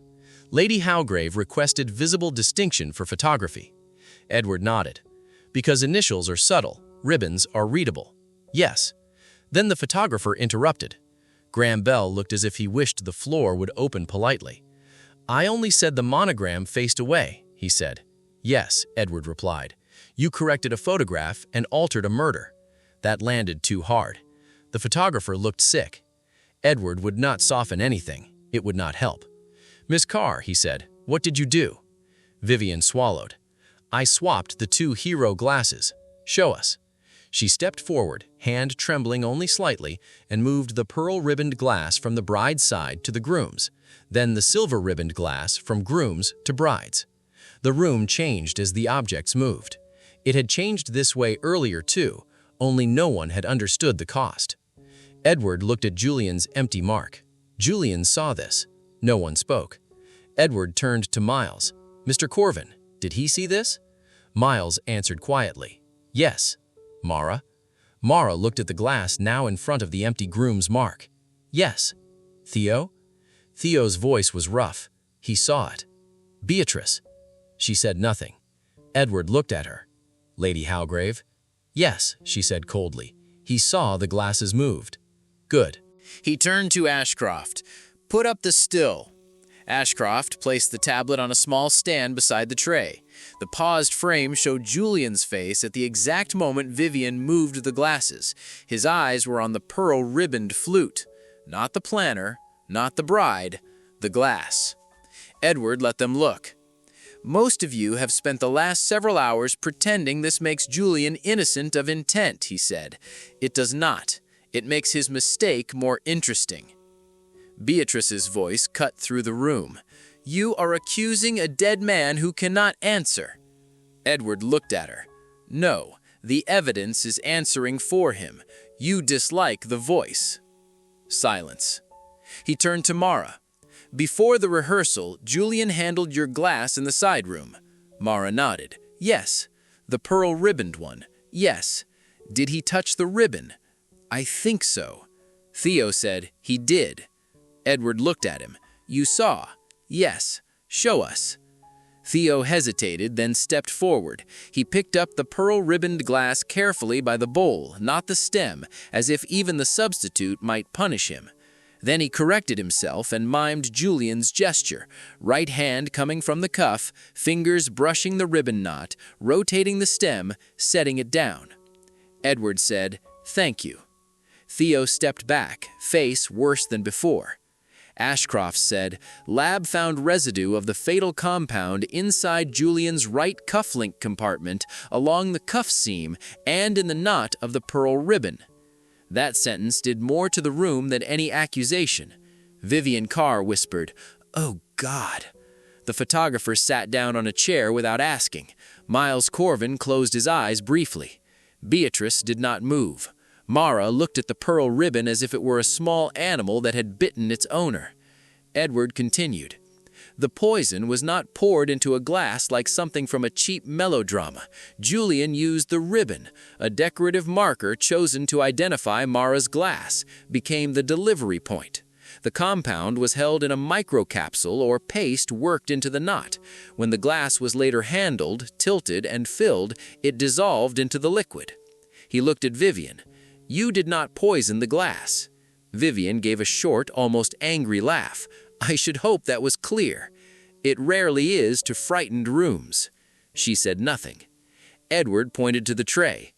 "Julian expected the pearl-ribboned glass to remain Mara's. That was the plan.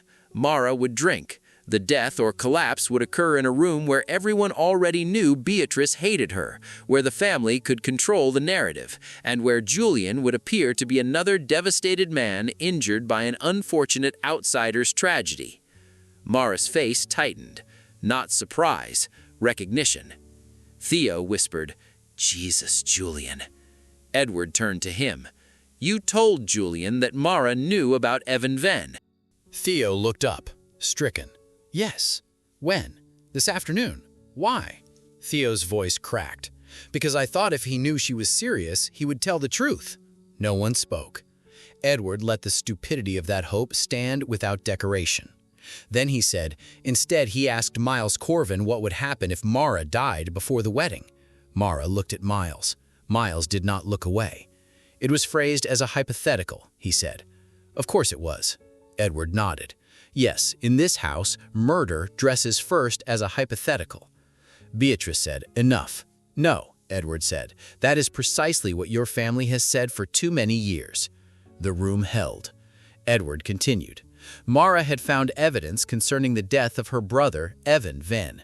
He had flagged pharmaceutical diversion inside a Halgrave subsidiary. Julian suppressed the report. Evan died soon after, officially overdose, conveniently before the internal matter became external. Ashcroft added, "That investigation will be reopened." Miles's face remained still. Beatrice's did not, only slightly. "Enough." Edward looked at Mara. "Julian knew you were going to cancel the wedding and expose him." "Yes," Mara said. "You confronted him yesterday." "Yes." "He did not panic visibly." "No." "That should have frightened you more." She swallowed. "It did." Edward turned back to the tray. So Julian prepared a method, not a dramatic public poisoning of a bride at the first sip, too crude, too direct, more likely a controlled exposure during the rehearsal sequence or dinner reset, when the glass was hers again and the cause could be blurred. Poison in a decorative ribbon, a glass marked as Mara's, a family already hostile enough to make any accusation against her or around her plausible. He paused. Then the photographer asked for a better shot. Graham Bell said weakly, "I didn't know." "No, you didn't. That is why it worked." The photographer covered his face.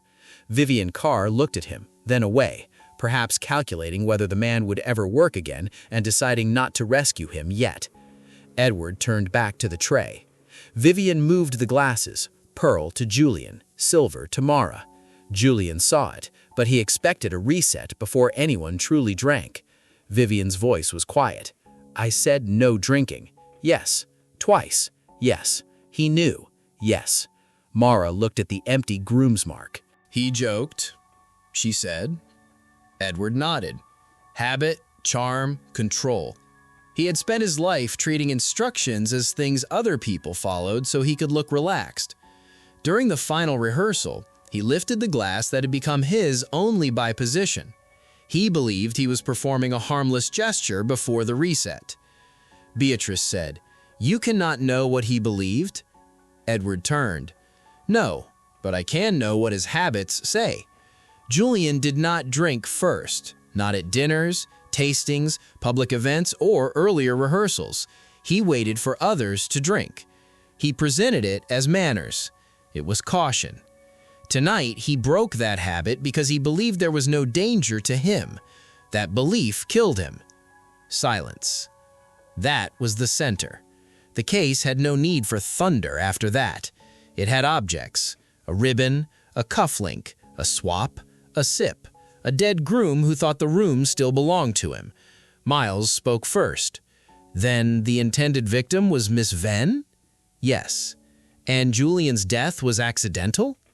Edward looked at him. "No." Miles frowned. Edward continued. "Not accidental, self-inflicted through attempted murder. Accident is what people call machinery when they wish to remove intent." Mara looked at Edward then. Something passed across her face. Pain, relief, disgust, and the exhaustion of being alive in a story that almost killed her before anyone believed the first sentence. Beatrice stepped forward. "You expect me to accept that my son on the eve of his wedding tried to murder the woman he loved?" Edward said, "No." Beatrice stared at him. "I don't expect you to accept anything," he said. And he did not love her in any meaningful sense. He needed her, then feared her, then tried to remove her. The word struck harder than intended, or perhaps exactly as intended. Beatrice's face changed again. This time, for 1 second, grief finally found a crack. Not because Julian was innocent, because he was hers and now could not be repaired into anything better. Then the crack closed. "He was not raised to be a killer," she said. Miriam Vale from another case might have laughed. Mara did not. Theo did not. Vivian Carr looked at the floor. Edward answered quietly. "No, he was raised to believe consequences were negotiable. It is a shorter road than families like yours admit." Ashcroft moved beside him. The lab confirmation gives us attempted murder of Mara Van by Julian Hallgrave. The investigation into Evan Van will proceed separately. Mr. Corvin, you and Lady Hallgrave will both provide formal statements regarding prior knowledge and communications about Miss Ven's potential death or incapacity. Miles nodded once. Beatrice did not. Ashcroft looked at her. That was not a request. Beatrice's eyes flashed. Inspector, my son is dead, and Miss Ven is alive, which appears to be the part troubling everyone. That shut the room down cleanly. Mara looked at Ashcroft with something like surprise. Not gratitude. Surprise was better. Gratitude would have been unfair. Edward stepped away from the tray. The reconstruction was complete, but the room had not finished absorbing it. Rooms like this took longer. They were built to preserve versions of events, not correct them. Theo came forward slowly. "Mara," he said. She turned. "I'm sorry." She looked at him for a long moment. "For telling him?" Theo flinched. "Yes." "For not believing what he was?" Theo swallowed. "Yes." "For needing him to be decent because you didn't want to admit what your friendship had been sitting next to all these years." That one landed. Theo had no answer. "Good." Mara nodded once. Not forgiveness, only receipt. Then she turned away. Beatrice watched her. The hatred was still there, but now it had lost its easiest costume. She could no longer hate Mara as a threat who killed her son. She would have to hate her as the woman her son failed to kill. That was less socially useful. Edward suspected Beatrice understood that better than anyone in the room. He looked one last time at the tray. Pearl, silver, bride, groom. 2 histories. 1 glass moved for a camera, 1 man dead because he believed symbols would return to the order he assigned them. That was most of old money, if compressed into crystal. Vivian Carr suddenly said, "I moved them." Everyone looked at her. She stared at the tray. "I moved the glasses. If I hadn't, Mara probably would have been dead," Edward said. Vivian looked at him, and Julian would be standing here pretending to mourn. That was not comfort, but it was accuracy. Vivian absorbed it, then nodded once.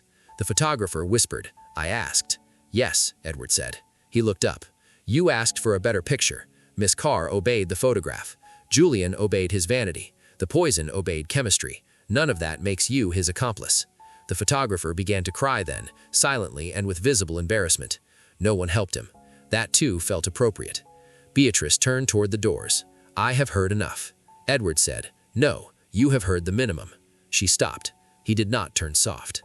Julian was not murdered by Mara. He was not murdered by you. He was not murdered by class resentment, poor ambition, or whatever phrase your publicist currently thinks will survive morning television. He died because he tried to kill a woman who had become dangerous to him and misjudged a rehearsal. That is the sentence your family now lives with. Beatrice stood perfectly still, then said, "Families live with many sentences." "Yes," Edward said, "this one is finally written in the right direction." She left without another word. Miles followed her after a moment, though not before looking once at Mara with something almost like apology and nothing like courage. Theo remained. Vivian remained. The photographer remained. Mara stood by the tray for several seconds after everyone else had begun moving away. Edward waited. Eventually, she said, "He smiled at me." Edward did not answer. "When he lifted the glass," she said, "he smiled like we were sharing a joke." "Yes." She looked at the replacement flutes. "Can I go?" Ashcroft answered from the doorway. "Yes, not far, but yes." Mara looked at Edward one last time. "What happens now?"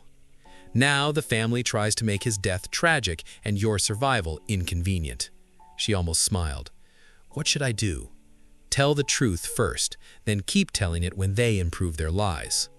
That was all he had. It would not be enough. It was still the best available weapon. Mara left the ballroom. Edward remained for a moment beneath the chandelier, alone with the tray and the substitute glasses. Weddings were rehearsals for a future no one could guarantee.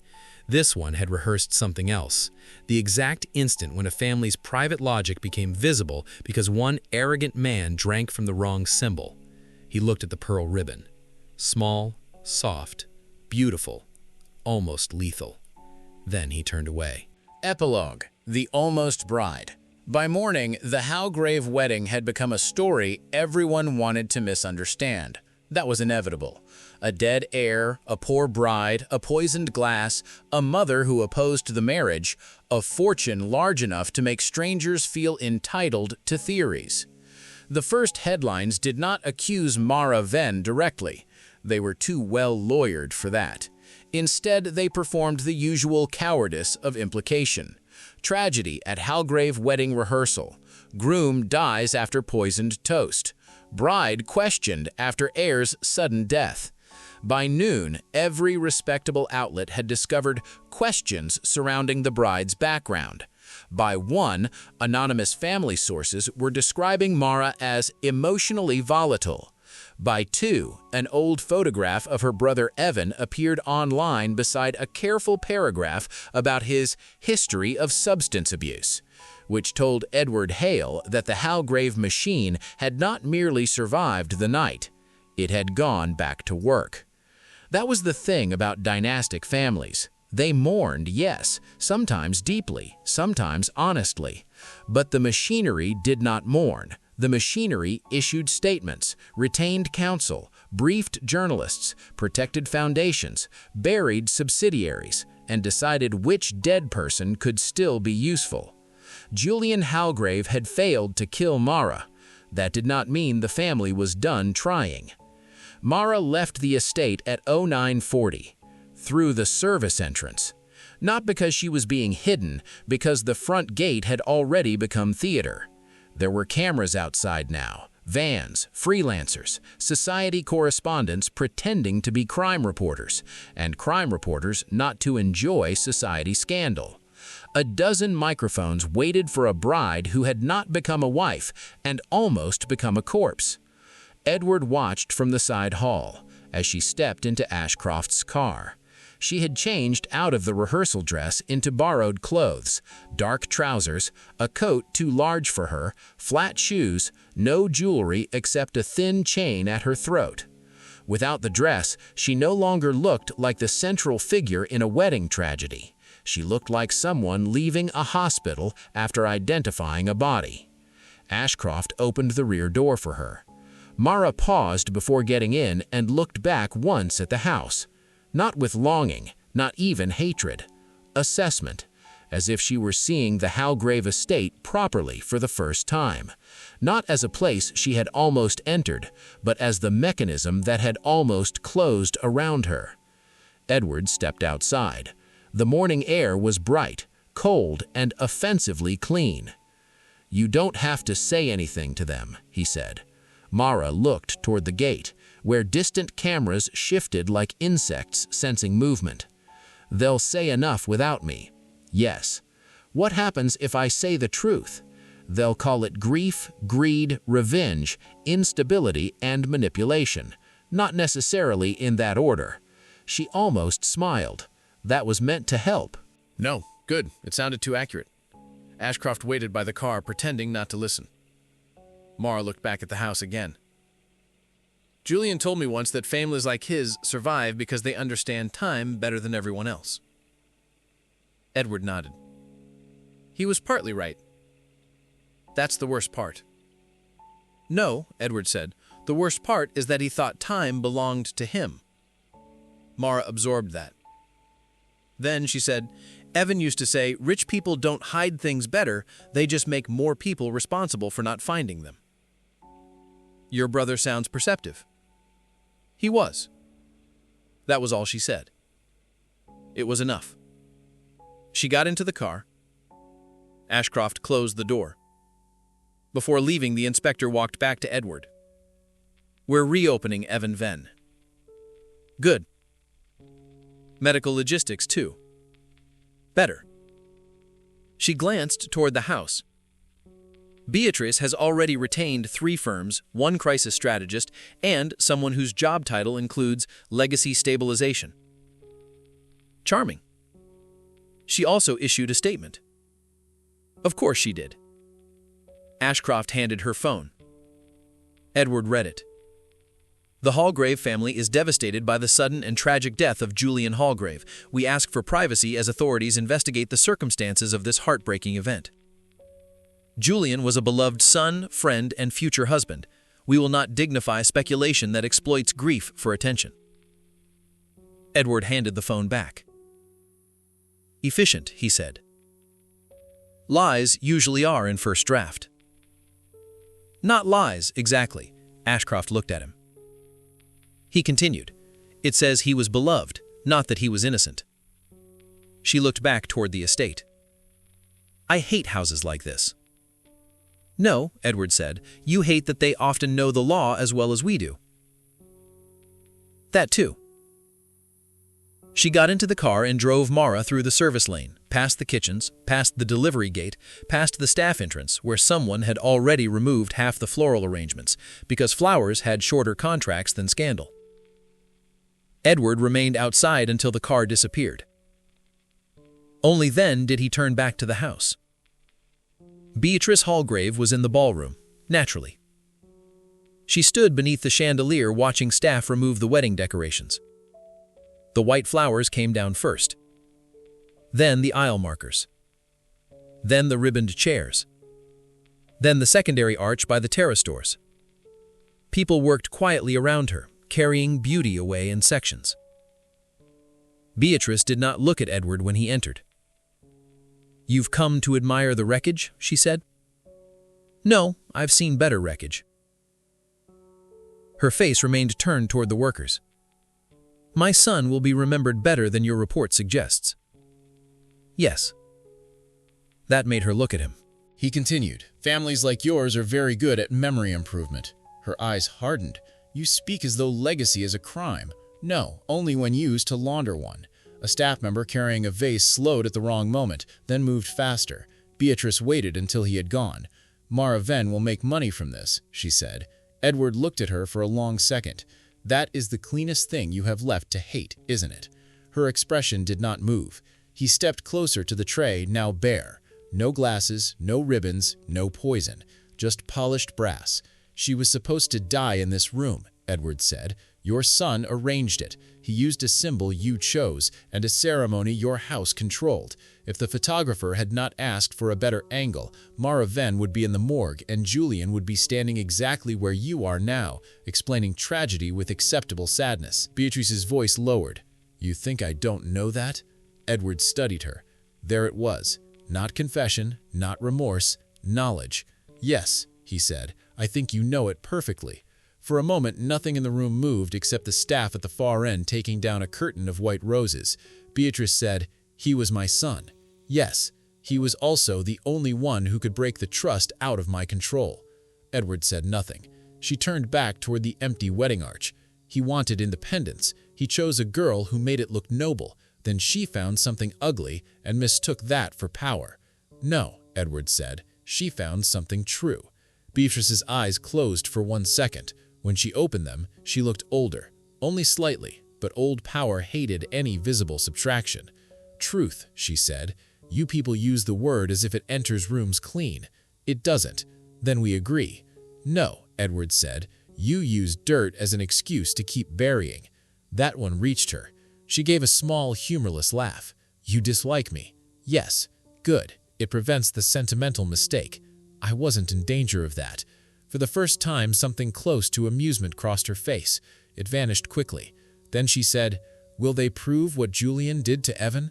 "Maybe." "Maybe," she repeated. "How moral. Law is often late and underfed, yet you serve it." "No," Edward said. "I occasionally push things towards it and watch it limp." Beatrice looked at him fully now. "You think Mara survives this?" Edward considered the question. Not as rhetoric, as fact. She survives Julian. She survives tonight. The rest depends on whether she keeps proof faster than your family keeps influence. Beatrice nodded slightly. She is not stupid. No. That may be why he feared her. Yes. The answer hung there. For the first time, Beatrice seemed to hear it not as accusation, but as final accounting. Julian feared Mara. The sentence ruined more than the murder. It ruined the family romance of power. Men like Julian were not supposed to fear women like Mara. They were supposed to use them, elevate them, discard them, pity them, rescue them, or ruin them. Fear implied equality of consequence. Beatrice hated that. Edward could see it. Good. She deserved at least one accurate wound. He turned to leave. Behind him, Beatrice spoke again. "Mr. Hale." He stopped. "Do you believe she loved him?" Edward did not turn around immediately. When he did, he found Beatrice still looking at the empty place where the glasses had stood. "Yes," he said. Beatrice's face tightened. "And he?" Edward answered plainly. "He loved what she allowed him to think about himself." Beatrice looked down. That hurt. More than murderer, more than poison, more than attempted killing. Because it was smaller, meaner, and probably true. Edward left her in the ballroom while the flowers came down. The official reconstruction took 2 days to harden. Not because the facts were unclear, because every fact had to pass through money. The lab confirmed the compound in the pearl ribbon knot, the broken glass, Julian's cuff seam, and the hidden compartment inside his cufflink. The surviving silver ribbon glass was clean. The tray showed handling consistent with Vivian Carr's swap. The video established Julian watching the glasses move. Additional footage from the side room showed him handling Mara's glass before rehearsal. Theo Marlowe confirmed Julian had been told Mara knew about Evan's old report. Miles Corvin confirmed Julian had asked legal hypotheticals concerning Mara's death before the wedding. Miles said hypotheticals 8 times in his formal statement. Ashcroft wrote it down each time, then asked whether he wanted the 9th to sound less pathetic. Edward was not present for that interview, but he regretted missing it. The cufflink became the cleanest physical answer, a small gold and enamel piece made years earlier as a private novelty. Hollow interior, spring catch, enough space for a microcapsule. Julian used elegance the way men like him often did, as concealment with good lighting. The pearl ribbon had done the rest. Soft, ceremonial, visible. Chosen to make the bride identifiable. Used to make her vulnerable. Moved by chance, drunk by arrogance. That was the case. Everything after that was inheritance. Evan Venn's file reopened slower. Old corporate deaths did not return easily. They came back covered in language, misfiled reports, deleted emails, settlement agreements, internal reviews, HR summaries, medical notes, access logs with corrupted exports, compliance notifications marked resolved by people who no longer worked anywhere near the company. But Mara had kept more than anyone expected. So had Evan. Not enough to resurrect him. Enough to inconvenience the dead house that had buried him. Within a week, Helgrave Medical Logistics announced an internal review. That meant nothing. Within 10 days, a regulatory body opened a formal inquiry. That meant something. Within 2 weeks, 3 former employees requested legal protection before speaking. That meant the machine had begun making sounds no publicist could fully translate. Beatrice Halgrave did not step down from anything. Of course not. People like her did not step down. They restructured, delegated, mourned privately, and allowed others to carry operational blame in carefully worded paragraphs. But for the first time in decades, the Halgrave name appeared in print beside the word diversion. Not charity, not legacy, not tragedy. Diversion. Edward suspected Evan Venn would have appreciated the accuracy. Mara did not attend Julian's funeral. That became a scandal for half a day. Then the next scandal arrived, and the public moved on with its usual moral attention span. She sent no flowers. That bothered the society pages more than the attempted murder. Edward found that predictable and obscene. 3 weeks later, Mara came to his office. She looked different. Not healed. That would have been insulting. Healing was often just what outsiders called the moment grief became less inconvenient to watch. But she looked steadier. Her hair was cut shorter. She wore a black coat, carried a brown envelope, and no longer looked like someone waiting for a room to decide whether she belonged in it. Edward offered coffee. She declined. Good. People who had nearly been killed through ceremonial drink were entitled to suspicion around cups. She placed the envelope on his desk. "Evan's last message," she said. Edward did not touch it yet. "For the police? They have a copy. For me? I thought you should understand why I stayed as long as I did." Edward looked at her. "You don't owe me that." "I know." She sat. Only then did he open the envelope. Inside was a printed transcript of a voice message. Evan Venn to Mara, 3 years old. Short. "If anything happens, don't let them make this about me being weak. That's how they do it. They turn what they did into something wrong with you. Keep the first version. The first version is usually the one they haven't had time to improve." Edward read it twice, then placed it back on the desk. "Smart man," he said. "Yes. You stayed because of this?" "I stayed because I thought if I got Julian to admit one thing, just one thing, the rest would come loose." That was dangerous. I know that now. You knew it then. Mara looked at him. For a moment, she seemed almost angry. Good. Anger was healthier than the polite gratitude people tried to force on survivors. Yes, she said, I knew it then. Edward nodded. Fair. She looked toward the window. I keep thinking about the glass. Don't. I can't help it. You probably won't be able to for a while. She smiled faintly. That's your comfort? It's my accuracy. I noticed. Silence settled. Then she said, if he hadn't drunk, you would likely be dead. Yes. Edward did not soften it. She deserved the truth without padding. Mara nodded once. I thought that would feel like being lucky. It rarely does. What does it feel like? Like being assigned a debt you never asked for. She looked at him then. Exactly. They sat without speaking for a few seconds. Outside, traffic moved wetly along the street. A siren passed somewhere far enough away to belong to someone else. Finally, Mara stood. What should I do now? Edward looked at Evan's transcript. Keep the first version. She understood. A small change crossed her face. Not peace, direction. She took the envelope back. At the door, she paused. They keep calling me the almost bride. Yes. I hate it. You should. I wasn't almost his wife, she said. Edward waited. Mara's voice steadied. I was almost his victim. That was the truest sentence anyone had spoken in the case. Edward nodded. Yes. She left. That evening, Edward walked past a florist window and saw white wedding arrangements discounted in the back. He thought of the Hallgrave ballroom under chandeliers, of pearl ribbon and silver ribbon, of a groom who smiled over the rim of a poisoned glass because he believed charm could survive chemistry, of a mother who could grieve a son and still calculate the cost of the truth before the body cooled, of a bride who entered the house as a symbol and left it as evidence. Weddings promised union. This one had revealed hierarchy. That was the uglier function of ceremonies. They told people where to stand, when to speak, what to hold, which glass belonged to whom. They made obedience beautiful. They made symbols practical.